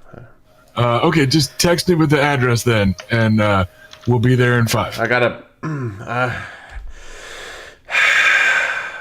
gotta find my phone now. Oh wait, I'm talking on it. Okay, I'll text you in a minute.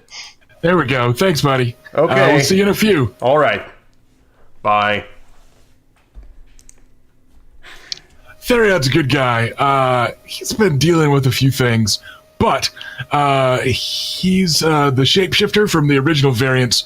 I know you all only got to meet him briefly, but there's also some perpetual shapeshifting going on in his brain, that it never stops evolving and adapting and adding wrinkles. So he's maybe the smartest person on the planet when he can focus. So I figure we've got a tech issue. I've got a buddy that knows some tech stuff. Let's see what he can tell us about this chip. In the meantime, let's all take a look. And he just grabs like random little stacks of the documentation, kind of even splits, to give to Chameleon, Takedown, and Magnitude. So let's all just read through and see what we can find, any hints about what this thing does on the way over there. Can everybody make me a let's see, intelligence check? Yeah, I think there's like a science skill. I just don't think any of us have. Intelligence or science or I don't know, whatever. It doesn't matter. Most of you, it's going to be the same. Oh, it's a technology skill. Yeah. Yeah, technology is fine. Science. Anything that would kind of, or book learning, or whatever. If you got a special reading skill, whatever. Learning. So 9 and 3. And Yes, a 7 and a 7. Oh, Chameleon's like, you guys don't get this? In fairness, he's been reading a lot of English dictionaries lately, so it's just all fresher in his mind, that's all. He's actually the one, when he doesn't skip class, he actually pays attention. Guishin, you gonna bother to read, or you just no, he's flying. Oh, he's That's flying. why I That's right. Okay. Everybody else gets the technical part. You're just not understanding it. It's all fabrication language and really, really technical stuff. But the part that Chameleon got is the part that explains all the different applications and all the different words and all the kind of. So he got kind of the introduction, and essentially the abstract is that these chips, when bonded with the correct hardware, can create semi-aware adaptive robotics. This is a prototype, untested, which is why it was at the fabrications, awaiting an appropriate host for testing. so In discussions, this is light years ahead of any sort of robotics thing that you've ever heard of. Anybody who pays attention. Mm-hmm. So I'm just gonna tell them that he really, when he was in the office, he wasn't concerned about anything at all except this. This might have been what was the target of that break-in. That sounds pretty likely, but let's I don't know. If this guy's making armor for the military and that sort of thing, if he's refusing police assistance after a break-in, if he's immediately hurrying us out of the site of the break-in, it makes me think that he might want this semi-adaptive aware robot for less than noble purposes. And, yeah, not necessarily feeling real good about giving this back to him.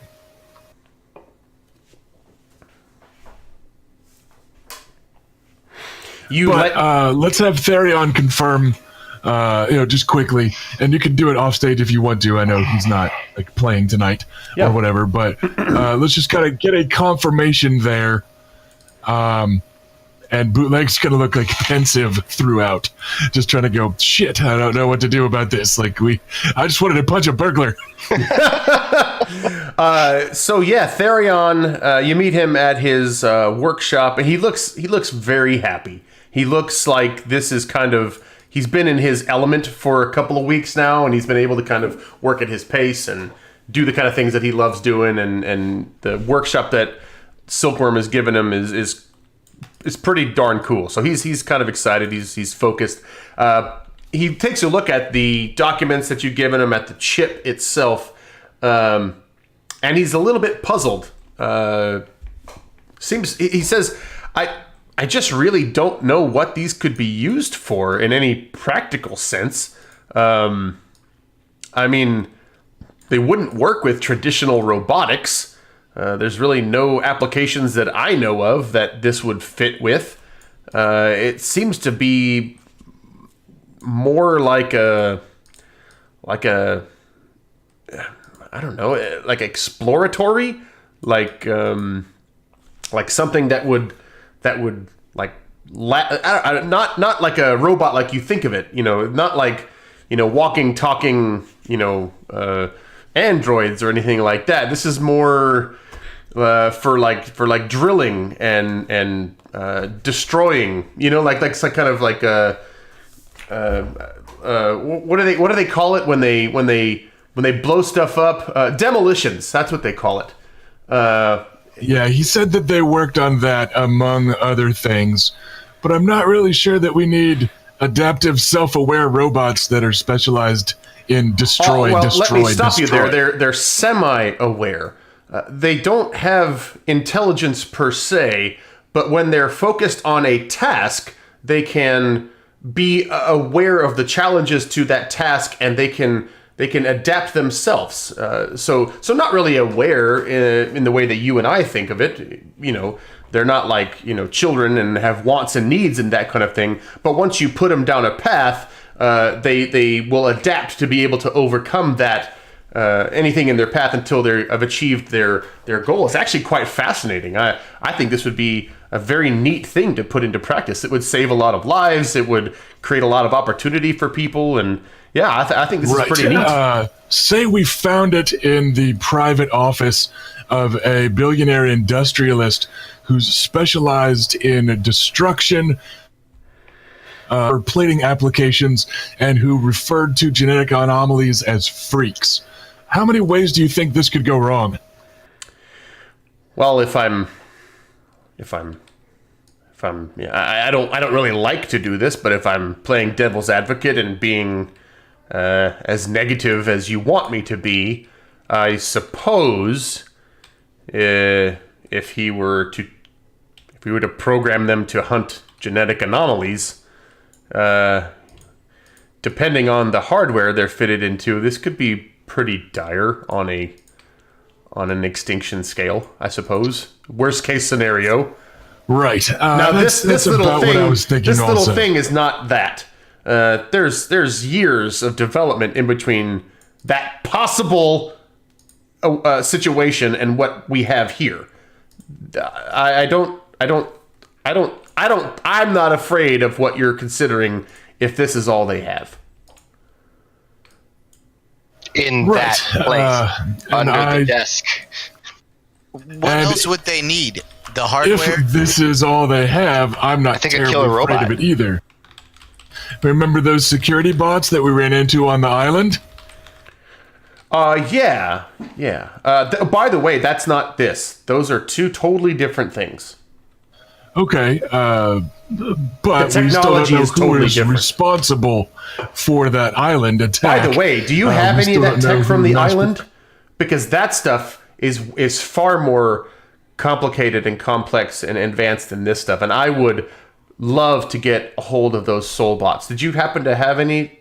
Did you keep any? We didn't recover any soul bots, but you are welcome to swing by the academy and take a look at our jet anytime. Or remember, standing offer to be a guest lecturer, since I seem to now be in charge of payroll and human resources also.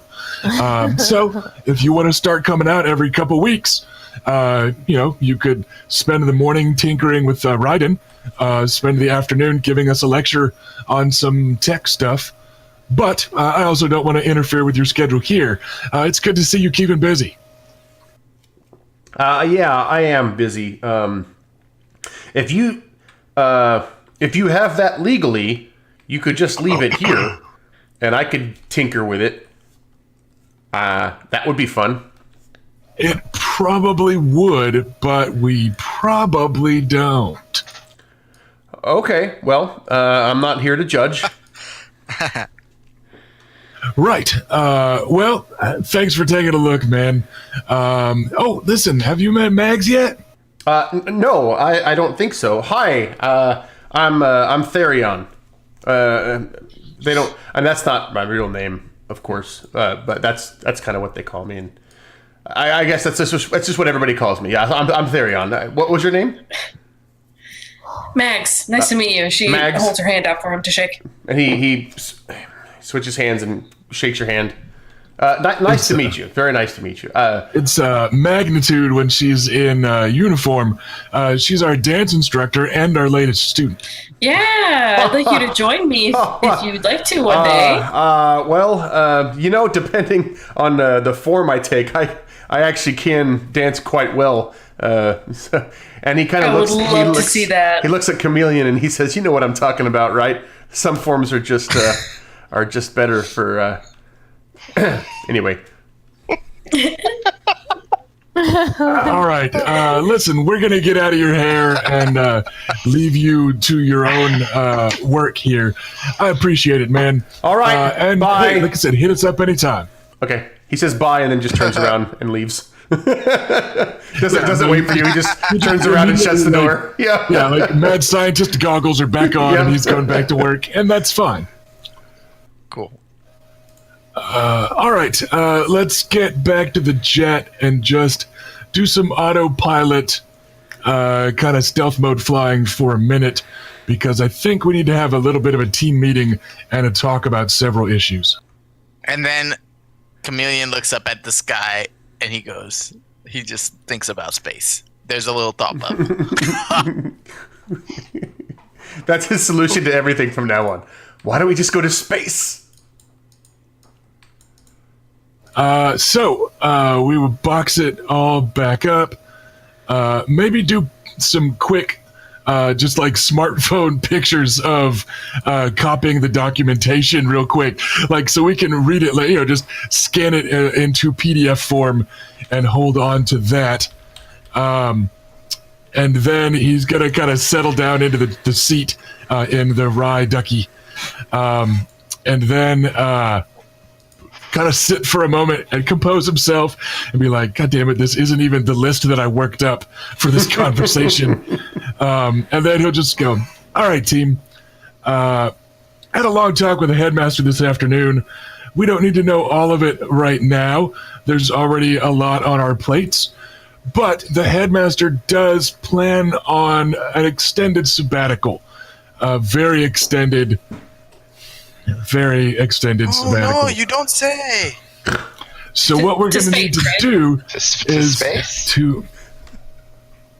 Right? That's where he's going. Space. Space. He gives Chameleon a look. I disappear. Right. That would explain the fishbowl. Yes, to space. So That's not what we need to talk about right this second, though.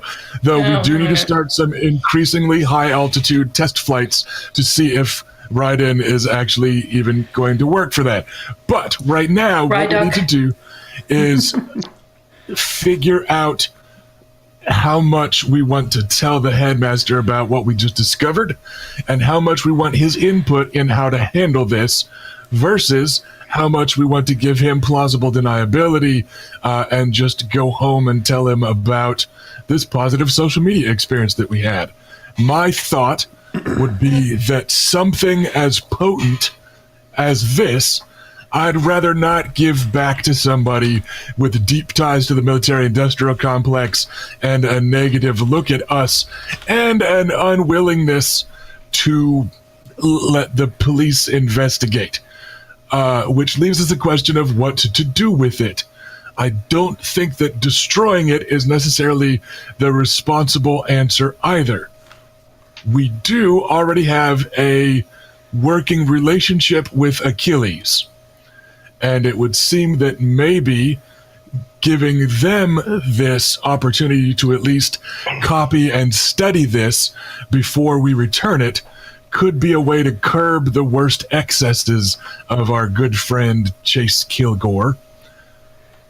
But the decision we make isn't going to influence only me, and I'm not out to pull a headmaster here. So, thoughts? So who did you want to give it to? Achilles? Who's that?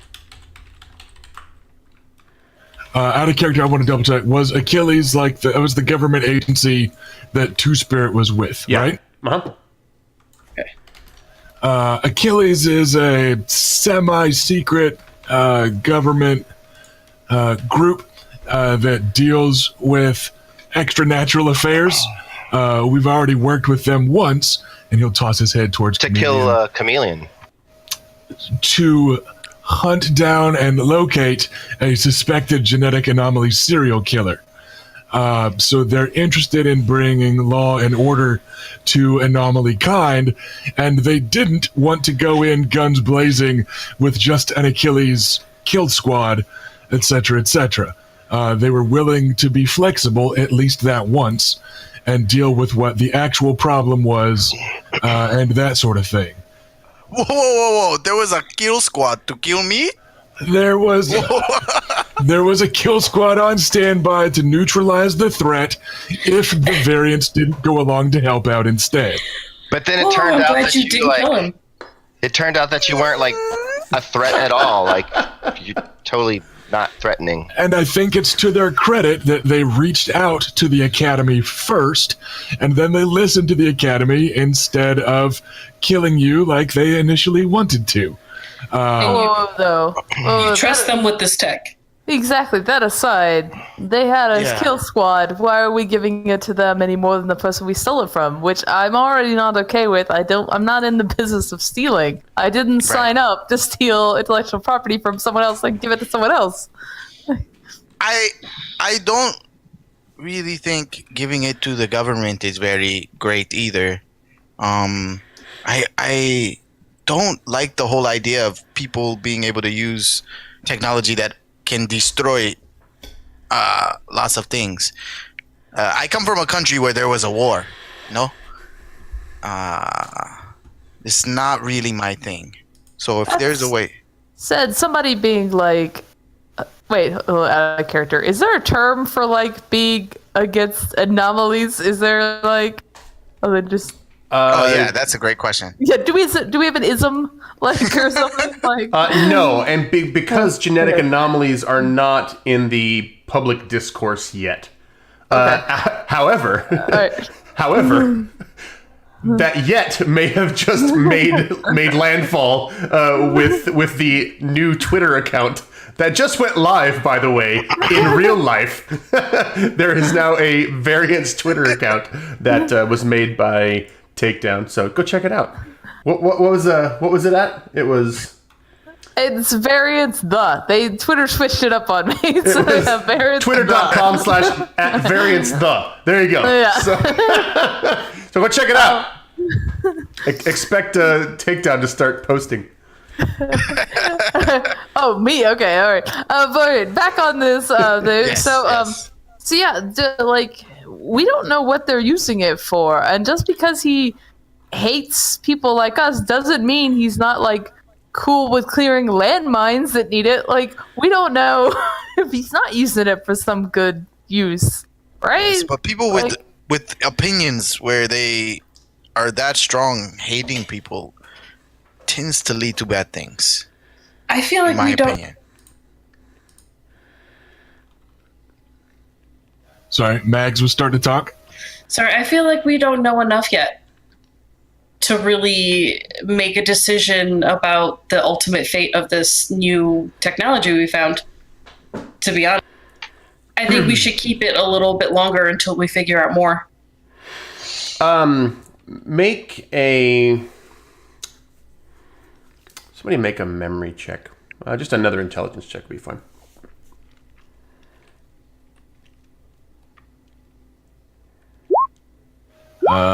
There's a 23 from a natural 20.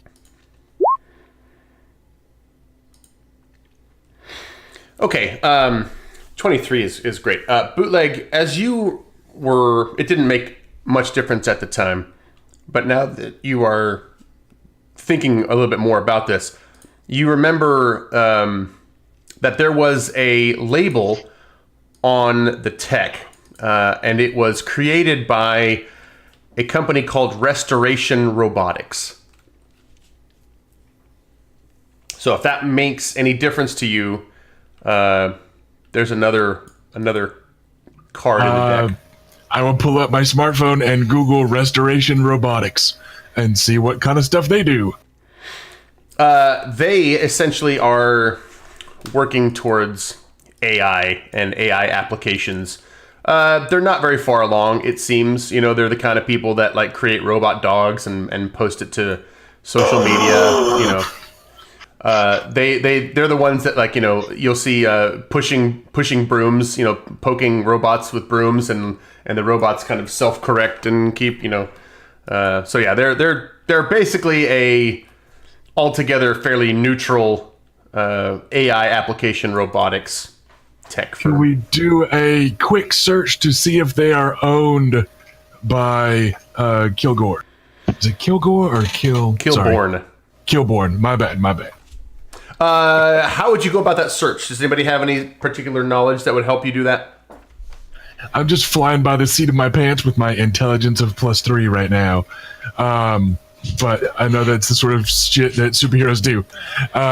Absolutely. I mean, you have access to a computer. You know, a high enough intelligence can do anything in superhero shows. So go ahead and roll intelligence. Can I use a hero point to help with that somehow? I don't know. Absolutely can, because you're the most intelligent person in the show today. So you see Bootleg sort of going through stuff and trying real hard to figure it out, and he's just like, this is buried behind you know all of these different paywalls, and I can't get a right answer, and blah blah blah. Yes, and you kind of came behind him, and you're like, well, wait, why don't you try this? And he goes, I was going to do that next. And you follow the money trail, and you search for the similar holdings, and you do in fact find out that Restoration Robotics is a subsidiary of Kilborn Corporation. Dun dun dun. So, perhaps unsurprisingly, because he had the tech, but that means we probably can't just return it to Robotics Restoration either. And also, because he used a hero point, I'm going to let Chameleon have another piece of insight that whatever you do with it, the technology exists and can be replicated without you. Right. Cool. It just won't be tested at Kilborn Fabrication soon. Huh.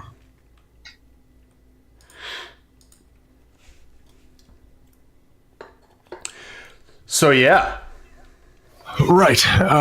So it sounds increasingly like what we choose to do with this chip isn't going to slow him down if he is up to no good, and might not even measurably slow him down if he isn't. But if he suspects us of taking it, it could then cause some issues for the reputation of the team, and by extension, genetic anomalies as a whole.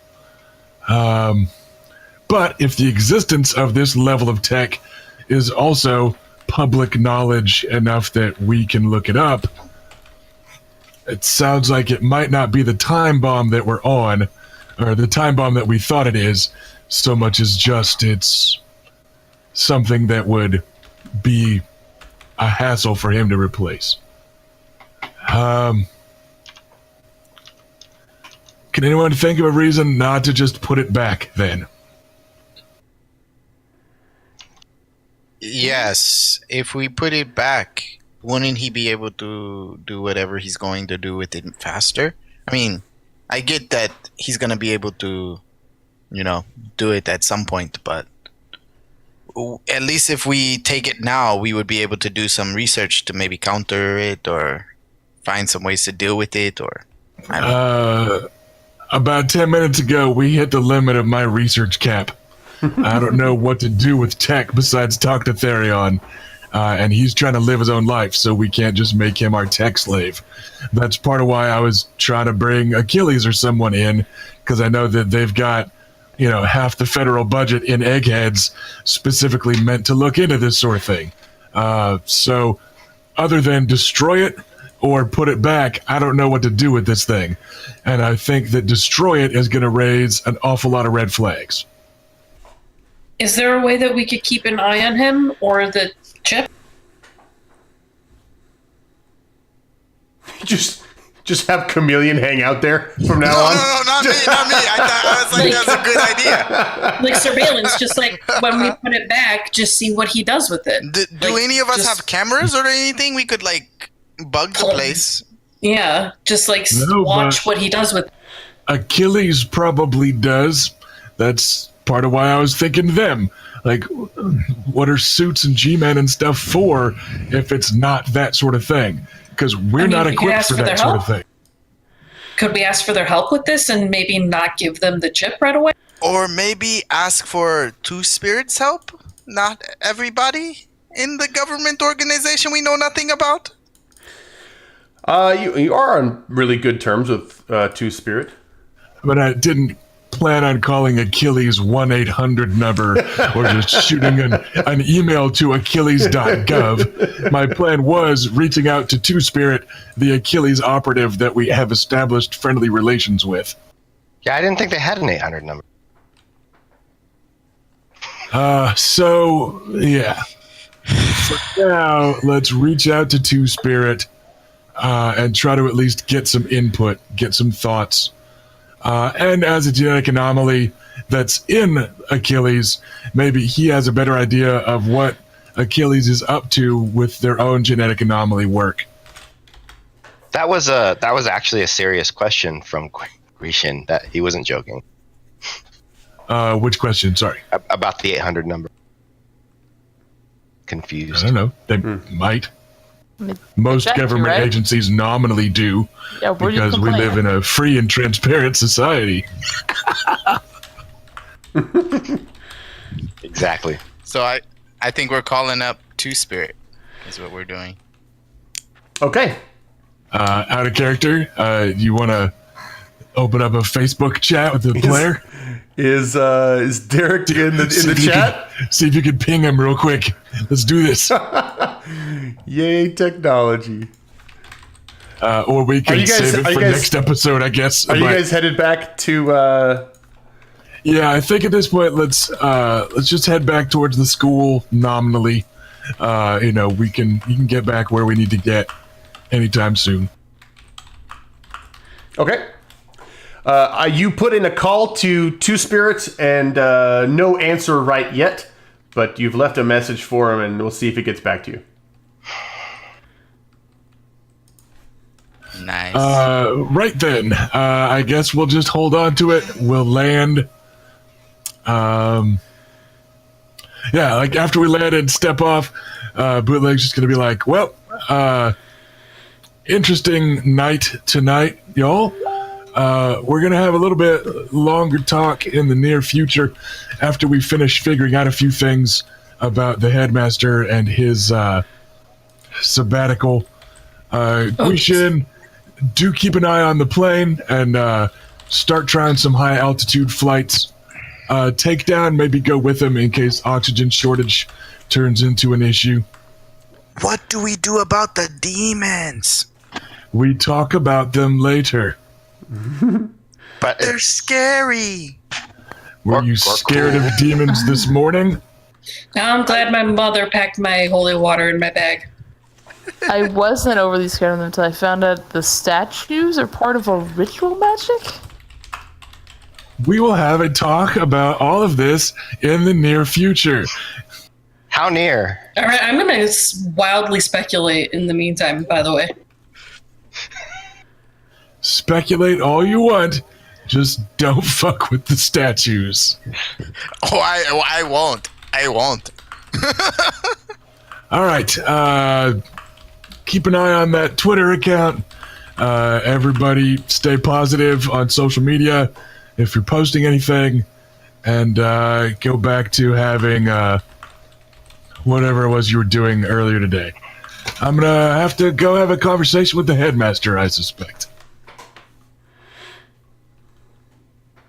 Okay. So you walk in to talk to the headmaster. Yeah, and Bootleg looks about as happy about it as he sounds. And he'll just head on into the office. Okay. Assuming that's where he is. Well, we had a productive evening in some awful ways. That's. I love your little hyperbolic statements. What's wrong now? Well, in the positive, we've established friendly rapport with, and he'll check on his phone for like how many likes the post has or whatever, with several 400 or 1,000 or whatever, with this many of the good citizens of Proudhaven. We showed off a few of our powers in a fairly friendly and crowd-appropriate fashion after assisting the police in investigating a break-in at a major fabrication company. However, that fabricator has some pretty ugly ideas about genetic anomalies in private, and seems to be working on an advanced increasing autonomy and adaptation chip for AI, which could potentially, I don't know, go into murder bots meant to take down us. Already? Yeah, that's kind of what I was thinking. So, I was thinking about reaching out to Two-Spirit about it, and see if we can get some assistance from Achilles in monitoring this guy's company and keeping track of what else he's working on, and maybe replicating the chip before we return it. That's not supposed to happen yet. Well,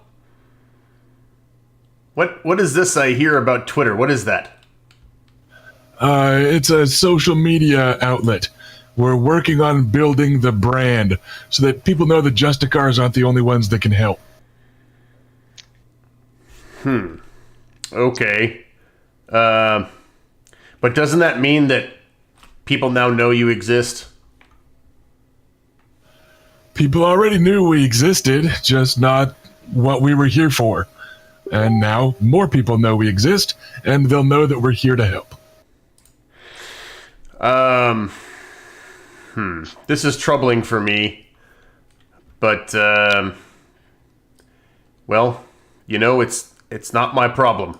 I mean, it is. I'm worried about it, but you're in charge. I'm going to have to let you handle it. My time is getting increasingly short, and I just can't really focus on this right now. So if you think it went fine, or it didn't really go fine, it sounds like, but you think you got it more or less under control. Are you looking for me to berate you now? Because I just honestly don't have the time. I'd really rather you not, but we do need to know what your timetable is for your extended leave of absence. We also need to know if the Raiden can handle this space flight that you are suddenly thrusting upon us, and I need to know what back doors you have for ways to reach out to people like Two Spirits, aside from just calling the phone number that he left us with initially, that they left us with. Okay, well then just no. I mean, you handle it. I trust you. If you have a good sense for it, just do what you need to do. All right, and when are we flying you to space? I said maybe. I said if that's the way it works out, you might have to. I mean, if I end up going with the aliens, then that's what you'll have to do. If I work out something else, then I guess we'll change our plans. But right now, I'm in negotiation with the Cowlins to take me in. They're pretty good about that kind of stuff. Not so great in other ways, but Right. Well, the team is really excited about it since Chameleon listened in and let everyone know. So they all sound really excited about flying to space. So maybe just a quick field trip to the moon sometime next week if something else works out. You really just want to, that's not a bad idea. If you want to take a field trip to the moon, let's go to the moon. How about that? How about we take a field trip to the moon? Let's do it. Why not? What's right. What's that? All the kids say, yoller. Not anymore. Which, in my experience, is, by the way, totally not true. But anyway, right. Sure. This just all got extra disconcerting. Anyways, I suppose I'll keep trying to reach out to Two Spirits. You don't want to go to the moon? I didn't say that. I'm just saying you being upbeat and excited about something because the team wants to do it. When's the last time you went to the moon? And it just occurs to me that it's been a very long time for me. And I think it would be fun. I've never had anybody to go to the moon with, and I've never really had the ability to do it. Well, I mean, I haven't for a while, so, why not? Let's do it. You want to go right now? You want to go to the moon right now? I will gesture towards the intercom thing built into his desk. He pushes it and he says, "Hey, Variants, you want to go to the moon right now?" Yes. Okay. No. All right. Well, if you're coming, then you might as well come. We're leaving in 5. Get your crap ready. Yes. And then he looks at Bootleg and he says, "There, you happy? We're going to the moon." There's always time for lunar adventure. Just like you wanted, Mr. Leg. I will stand up and gesture towards the door. After you, Headmaster. Hey, Billy. And he says, Can you just be happy that we're going to the moon? Can it just be fun?" I am deeply troubled by your personality of late. That's all, boss. I wish I could talk to you. I really will. I really would. But I just can't. But you know what? I like ice cream, and I like going to the moon. So let's just do some cool stuff before I'm gone, all right? I will lean over to the nearest intercom thing in the hallway, and he'll go, "Kirk." Also, Variants will be stopping for ice cream on the way back. Ha ha! There's my boy! Ha ha! I'll get the booze. I'm bringing walking snacks. down the hall. I'm going, fly me to the moon. Right now, Two Spirit is getting back with you. And basically over text says essentially, "Hey, what's going on? Can't talk right now. I'm in a meeting with Achilles Brass, but it sounded urgent. What can I do for you?" I'm going to respond in the Twitch chat for my actual texts Okay. instead of reading stuff aloud while everybody else can roleplay getting ready for their lunar adventure and or trip to Baskin Robin. Okay. Are we really going to the moon? I still thought this old man's yeah. crazy. Going to the moon. Hey, going to the I moon. mean, so what's the likelihood? There's really aliens and demons in the house, or this old guy who's always been a little angry is losing his mind. I mean, I can throw cars, and you can move faster than like light. It seems so. Anything's possible. Can you move faster than light? I don't Demons think you can. and aliens. No, I can move faster than cars. Magnitude has no idea how that works. Yeah. How many fishbowls are there? 2. 2. Yeah, do we I'm have? just saying, if we want to test this theory, I think I would rather go knock down the statues in the backyard than fly to the moon. No! Whoa, Why do you whoa. want to mess with demons? Demons are not good. I'll take the moon. Turning it up to 11. Right. Let's not borrow trouble. Well, I mean, like, nothing is probably going to happen in either case. But like, ice cream and the moon, like, Sounds I was told- amazing. I was told there were demons here or the moon. With aliens. Come on. what do you think the moon is? It's pretty. You can see space. Let's go. Wait. There's nothing up there. It's just a Do we big have rock. spacesuits? We only have 2 fishbowls. So just everybody, Right? Do we have the equipment for this? everybody stay in the ship. We will accelerate at whatever speed Guishin thinks is appropriate and the Raiden can handle. And let's just see how high we can get in the ship. Maybe we're not going all the way to the moon. Maybe we'll stop in low orbit. Either way, we'll get to look at something pretty and try to wrap up this day on a high note and also get ice cream on He the way said back. high note. Question. It's not an ask. I'm gonna go call my parents. All right, what do you say to your parents? Oh, I just make small talk when I actually get to. It's just that idea that if I die going to the moon, I want to have said goodbye to my parents.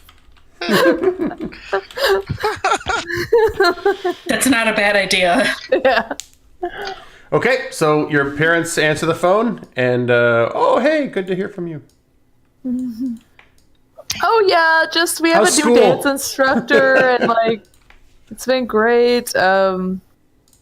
Still observing the holy butt. And I learned I don't need to. Well, that doesn't really matter. But no, it's just been. She's great. famous now. Right? I've started swimming more, and don't mention that. Shut up. She's totally famous. Shut up. And No, it's just normal Bootleg, stuff. I don't know if you noticed or not, but Yeah, no, we are chatting right now. okay, Achilles is in the chat. Two Spirit is in Yes, the chat. Okay. we are going multimedia experience as the rest of the team bores into your eye holes and ear holes.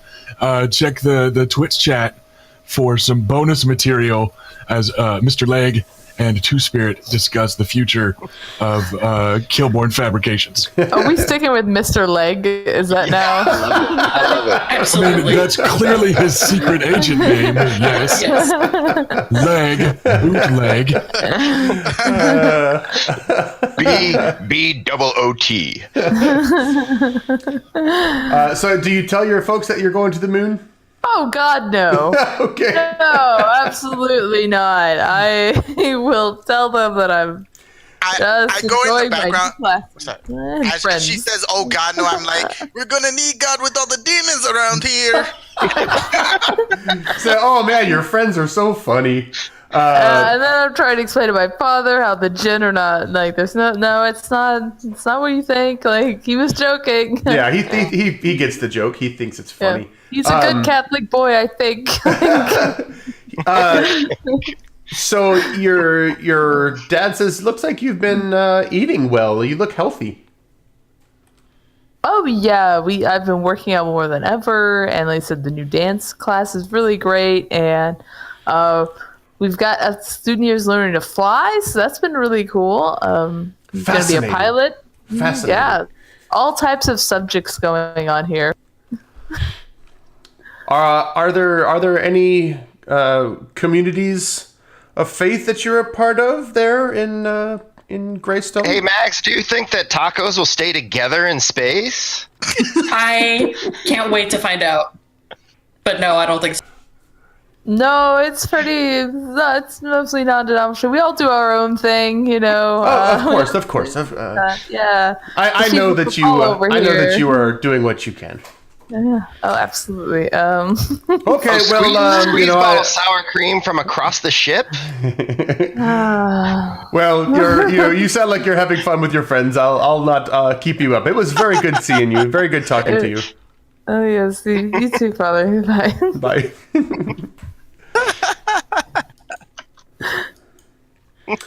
We're Okay. the fridge you didn't know you wanted. That's certainly true. Yes, absolutely. Bootleg, do you want to inform us of the conversation between yourself and Achilles' representative, Two-Spirit? Yes.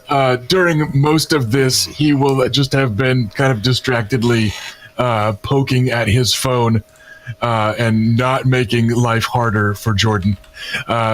Instead, he'll leave that to the rest of the variants, and then he'll just glance up and say, Achilles is going to try and send us a partially redacted copy of their files on Kilborn, and they'll try to get a watch team in place so that we can monitor whatever it is he's out to do with this. Sounds good. So did you say that you were going to try to put the chip back? Yeah, I feel like we could probably fly near there, teleport back, drop it off again, yada, yada, yada. Okay. I'm going to assume that unless somebody else wants something else to happen, that you can absolutely pull that off screen and it's back where it belongs. Okay. Having said that, were you guys serious about ice cream? Yeah, I mean, like low orbit flight at the very least, and then ice cream. Astronaut ice cream. I just feel like we've never actually yet, while we haven't gone out of our way to roleplay it, we've never actually tested the boundaries of this ship. Like, we don't have the character sheet for it. We don't know how many points in flight it's got, etc., etc. So let's think aerodynamic thoughts.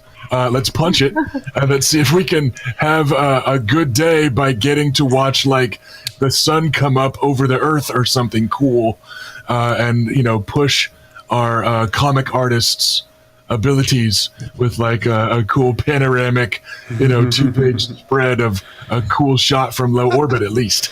I think that shot would probably be better with a window and the variants eating ice cream. Yeah, so, let's... So the headmaster is... Great Twitter shot. Yeah, see? The headmaster is insisting on ice cream first.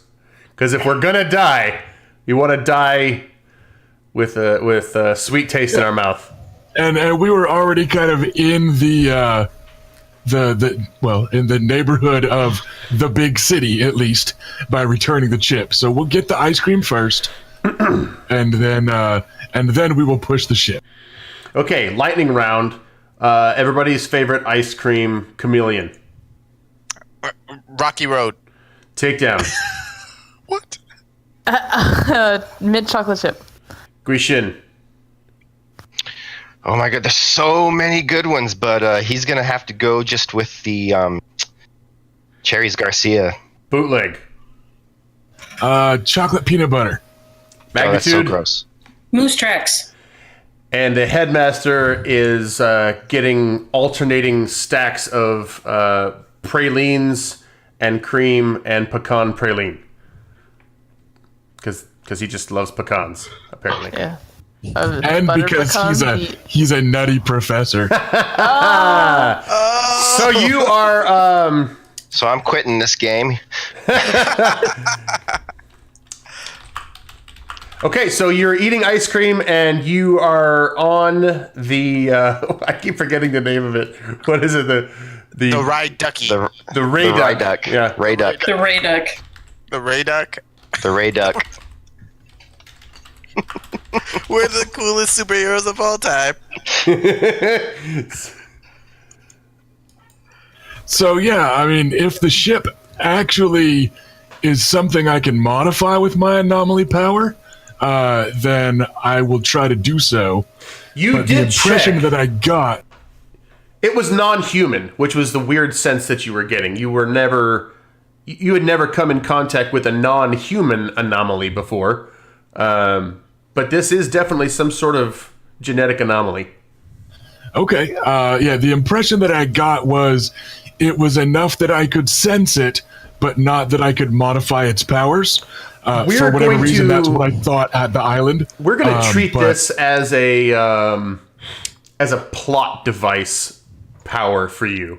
Sure. I'm not gonna just let you kind of go and do whatever. I'm gonna leave it a little bit mysterious. But if there's something cool that can be done, I'm gonna let you do it. All right, then. Warp drive. I'm going to drain Chameleon's powers, Okay. because he doesn't need them when we go to space. And I don't... Yeah, and so that's going to have to do. So, do we kind of want to hand wave it with, the take a 10 type of option? He will just... My assumption You know- is that if you guys are agreeing to these things, it's not worth the Right, rules. I don't want to Yeah. mess with the dice. So kind of a voluntary thing. He will knock Chameleon down to the second level of affliction, which gives a -4 on rolls using your powers. So they just they feel kind of far away. They feel weaker. They're still there, but you've got to work for it a little bit more. Yeah.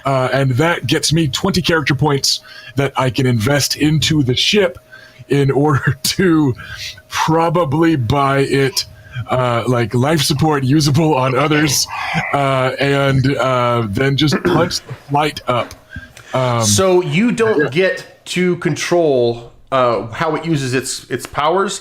It just Sure. takes them from you because it's connected to your brain. It's sensing you, so it just kind of uses your powers, without you actually giving it.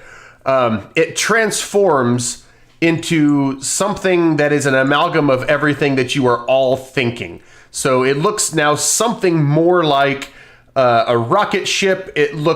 Maybe it's got X-wing wings because one of you guys was thinking Star Wars pretty hard. And That's one thing that I want. And right in the front, it's got a hood ornament that comes out, and it's shaped in the shape of a rubber ducky. And now it has a ducktail as well. Hey, Nerdforge, thanks for following. We've got something that looks something like a space shuttle crossed with an X-wing, crossed with a rubber ducky. But with a very, very big viewport in the front. Right. And exterior and interior speakers, heavy on the bass. Again, I can't wait to make the art notes for this. So what needs to happen is each of us should write up the art notes for it and then send all of them to the artist and be like, fucking figure it out, bro. All right, so you're flying along in the Ray Duck, and Headmaster is just chuckling, and he looks happy. He looks like he's having a really good time. He's like, it's just like it's like years have fallen off of him, and he feels like, which is no joke, freaking me out worse than the demons. he's just like, yeah, let's do this, Star Patrol, and you guys are flying. Star Patrol! Oh, he says, don't say that too loud.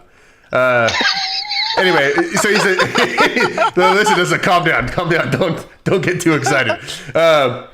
He says, just point the thing at the moon and let's all think lunar thoughts. And he's just the ice cream is just and he's just eating it, and he's just having a good time, and it's dripping and it's getting all over, and he's taking the remains of it, and he's pouring it in his cup, and he's sloshing booze around, and it's just he's just having a really great time, and he's like, man, I'm glad to be here with you guys. This is so much fun. Now listen, if anything does show up on the moon, we're just gonna get right back in and go home. All right?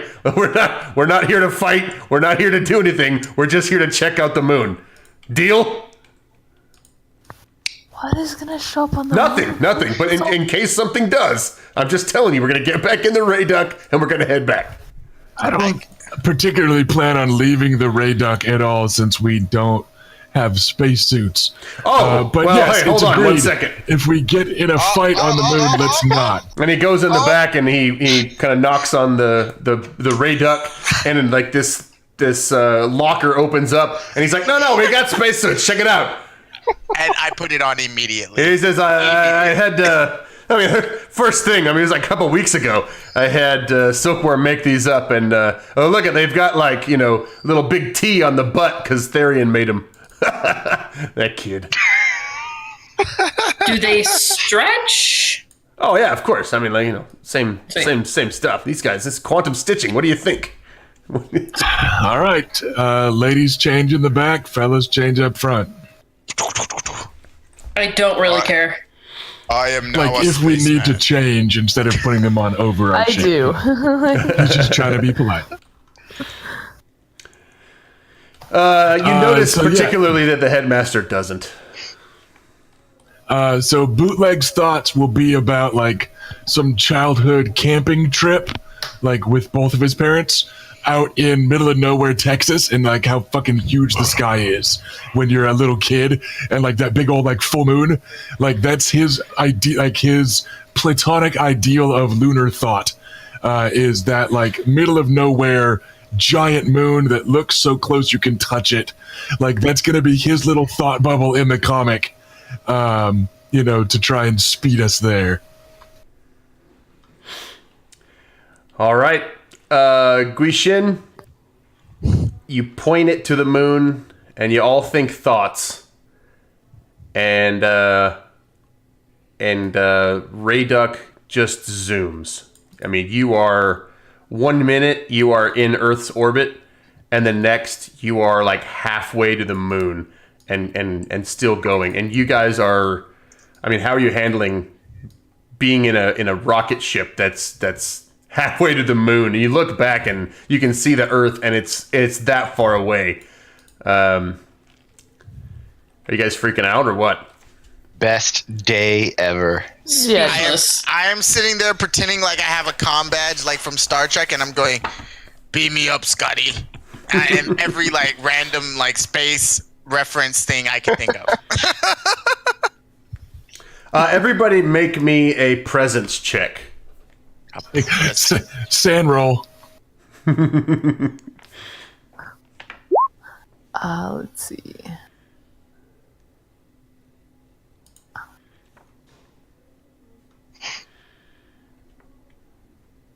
Sandy, Magnitude, Guishin, Bootleg, Takedown.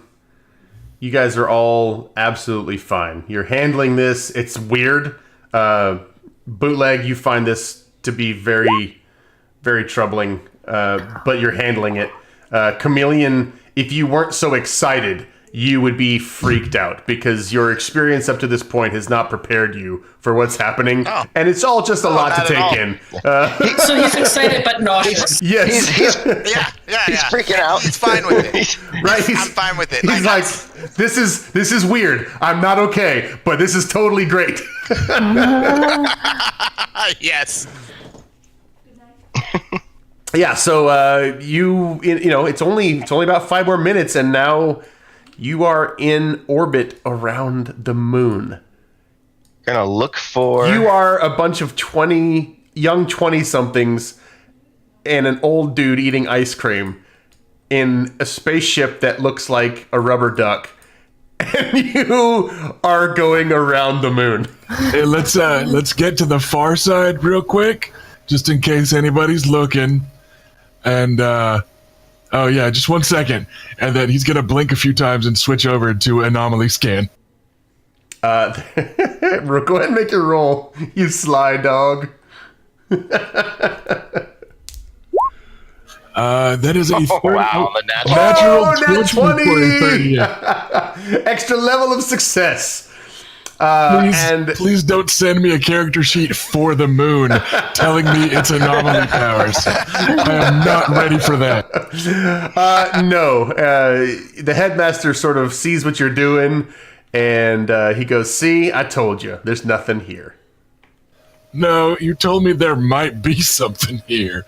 All right. Hey, good news, everybody. If there's anybody up here, they're not anomalies, I guess. And, like, he'll visibly relax after confirming that for himself. Like, you see him kind of slump a little in his chair, like, all right, that's better. Everything's cool. He loudly proclaims, headmaster stands up, kind of drinks the rest of his slush-a-hole. I don't know what you want to call it. It's like pecan rum slurry. And he says, "Take us down, Ducky." And Can we get a picture first? Sure. Aww. Take one of those. Take one of those pictures where it's us taking the picture of ourselves. Where it's an ourselfsies. Right. An ussies. Okay. An ussie. Smile. Take an ussie. Take Don't an forget. ussie. Yeah. In one Jordan, of the you're in charge of this. Let's make sure to tag the variants. one of the scariest things that you've ever seen in your life is the headmaster posing for a selfie. His smile is a desecration to life itself. It feels so unnatural, but also so cute in a way that when a dog makes that weird face that you know is not technically a smile, but looks like it. Do you have ice cream like all in his He beard? does. It's everywhere. It's okay. Everybody, make a selfie. Ready? Hold on. Let's clean up a little bit first. Oh. You've got a little boss. Just let's wipe that up a little. Okay, everybody, ready? Ready to pose for the selfie? Here we go. 1, 2, 3. Okay. Wait. For posterity. And the headmaster doesn't even wait. He just says, "Ducky, take us down." The doors open and he bounds out without a spacesuit. Wait. And he just keeps walking. Without the spacesuit? Well, he's got no spacesuit on. How is Okay. he fine? How is this a thing? What is happening? He says he's not an alien, but I think he's an alien. He's an anomaly. He turns back to Chameleon, like he heard you say that, and he just taps on his head.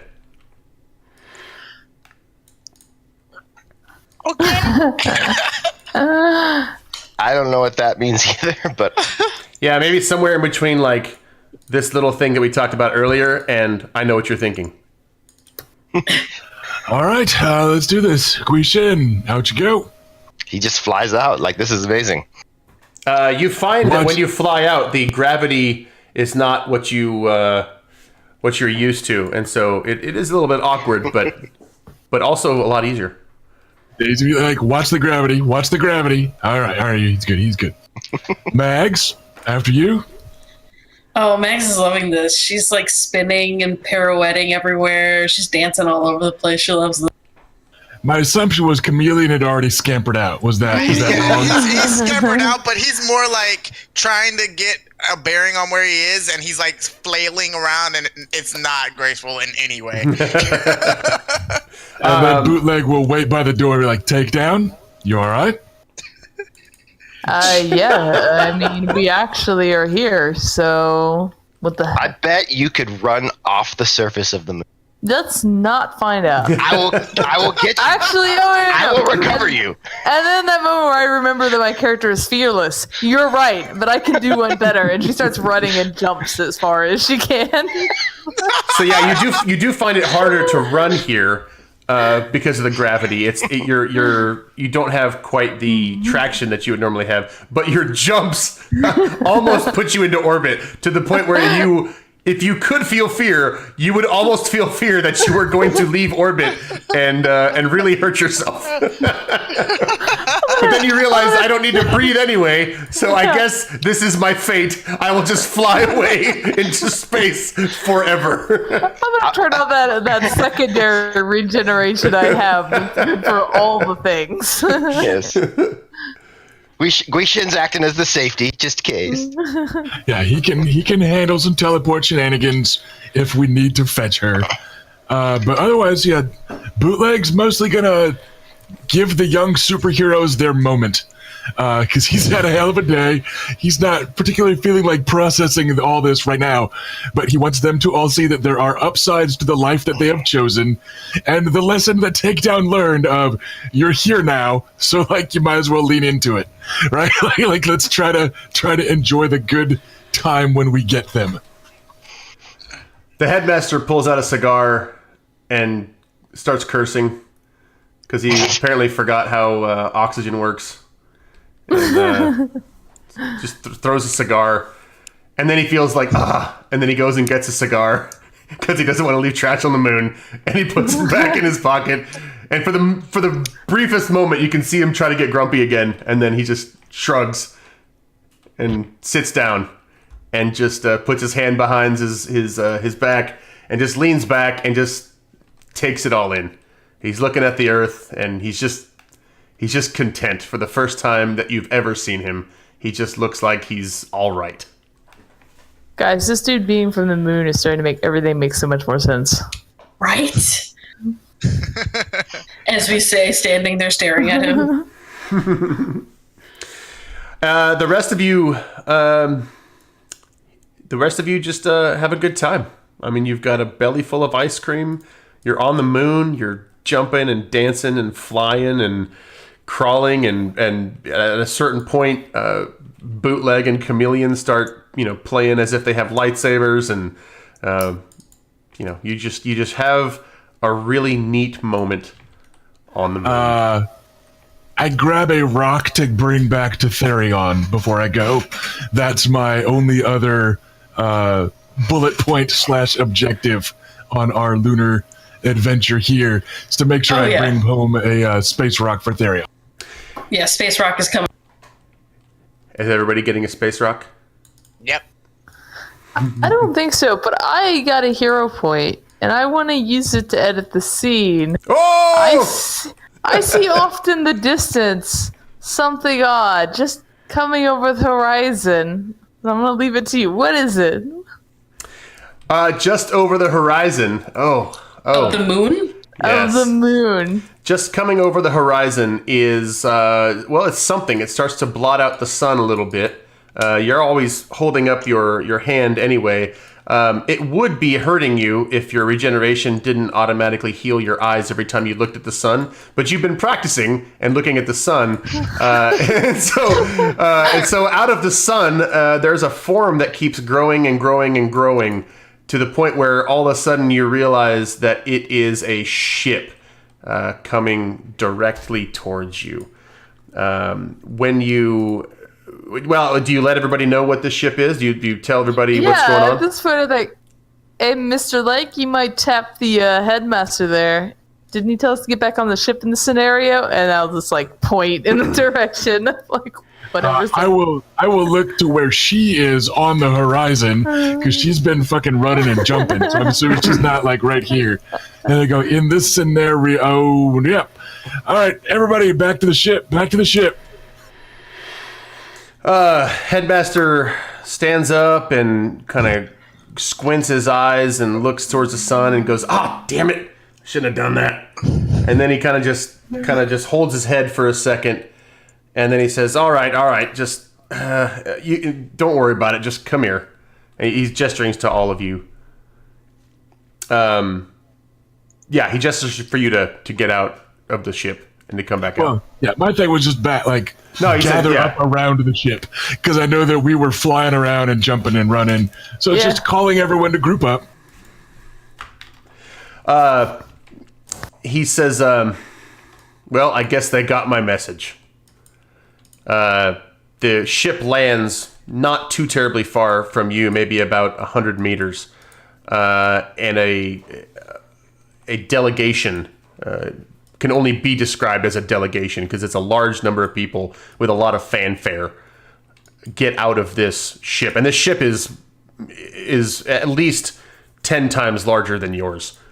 And these people who are dressed up in sort of space suits but they don't look like spacesuits. They look like military outfits. If these military outfits had like really cool face plates, and they walk over to where you are, specifically walk towards the headmaster, push a button on one of their gauntlets, and this sort of bubble appears around everyone.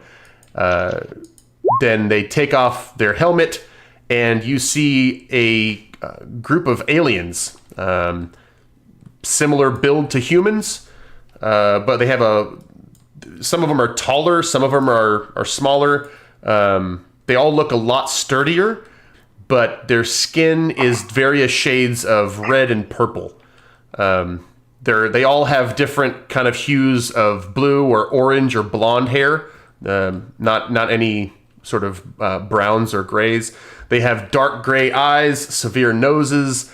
They wear elaborate clothing that seems to flow, and it's a little bit more showy than utilitarian, but also in this case, it's a lot more military looking. They are smiling, if smiling means the same thing in these alien cultures. And they also have very long clawed hands. And the headmaster looks at them and says, "I see you got my message." And the one that's out in front, a female, looks like she's in charge. She says, "Yes. And if you're willing, you can come with us now." And we'll end it there. Good job. Good job, Cassie. Burning that hero point. I like the way this is all ending up. And we'll end there, everybody. Thank you for watching. I do have one very important announcement to make, and that is at this very time, well, not technically at this very time, but at the same time as this show was tonight, next week on Sunday, we are doing a brand new show. That's when we're going to premiere the Justicars. The Justicars is the big damn heroes of the Earth. They're the bravest and the boldest and the mightiest, and they are going to start their... Yeah, I know. Sorry, Variants. But they're going to start their show on Sunday at 8 o'clock. I think it's 8 o'clock. Let me check. Can anybody verify that? Let me see. At 9 o'clock Eastern, 8 o'clock Central. Mr. Johnson or Clifton is going to be the GM for that. Myself will be playing a character instead of GMing. I will be playing the Optimist, the titular character for the Optiverse. And I look forward to having a great time with you guys again. And I will say this one more thing. I want to drop a small hint about what's coming in June, late June. We're going to have our first crossover event, and we're going to have people from 3 different Optiverse shows, including one that hasn't aired yet, crossing over, and we're going to be doing a crossover called Killing Time, parts 1 and 2. So I hope you'll join us for that. It's going to be during the Shadowcasters Network Streamathon. Various, do you have anything that you would like to say to our intrepid listeners as we sign off? Just thanks for hanging out, and hope you guys had a good time tonight. Yeah. Yep. Thanks. Send tacos. And space. And space. Absolutely. Guys, this was so much fun. I can't really think of a better time than eating ice cream and hanging out on the moon with all of you. So with that in mind, we'll say, see you later.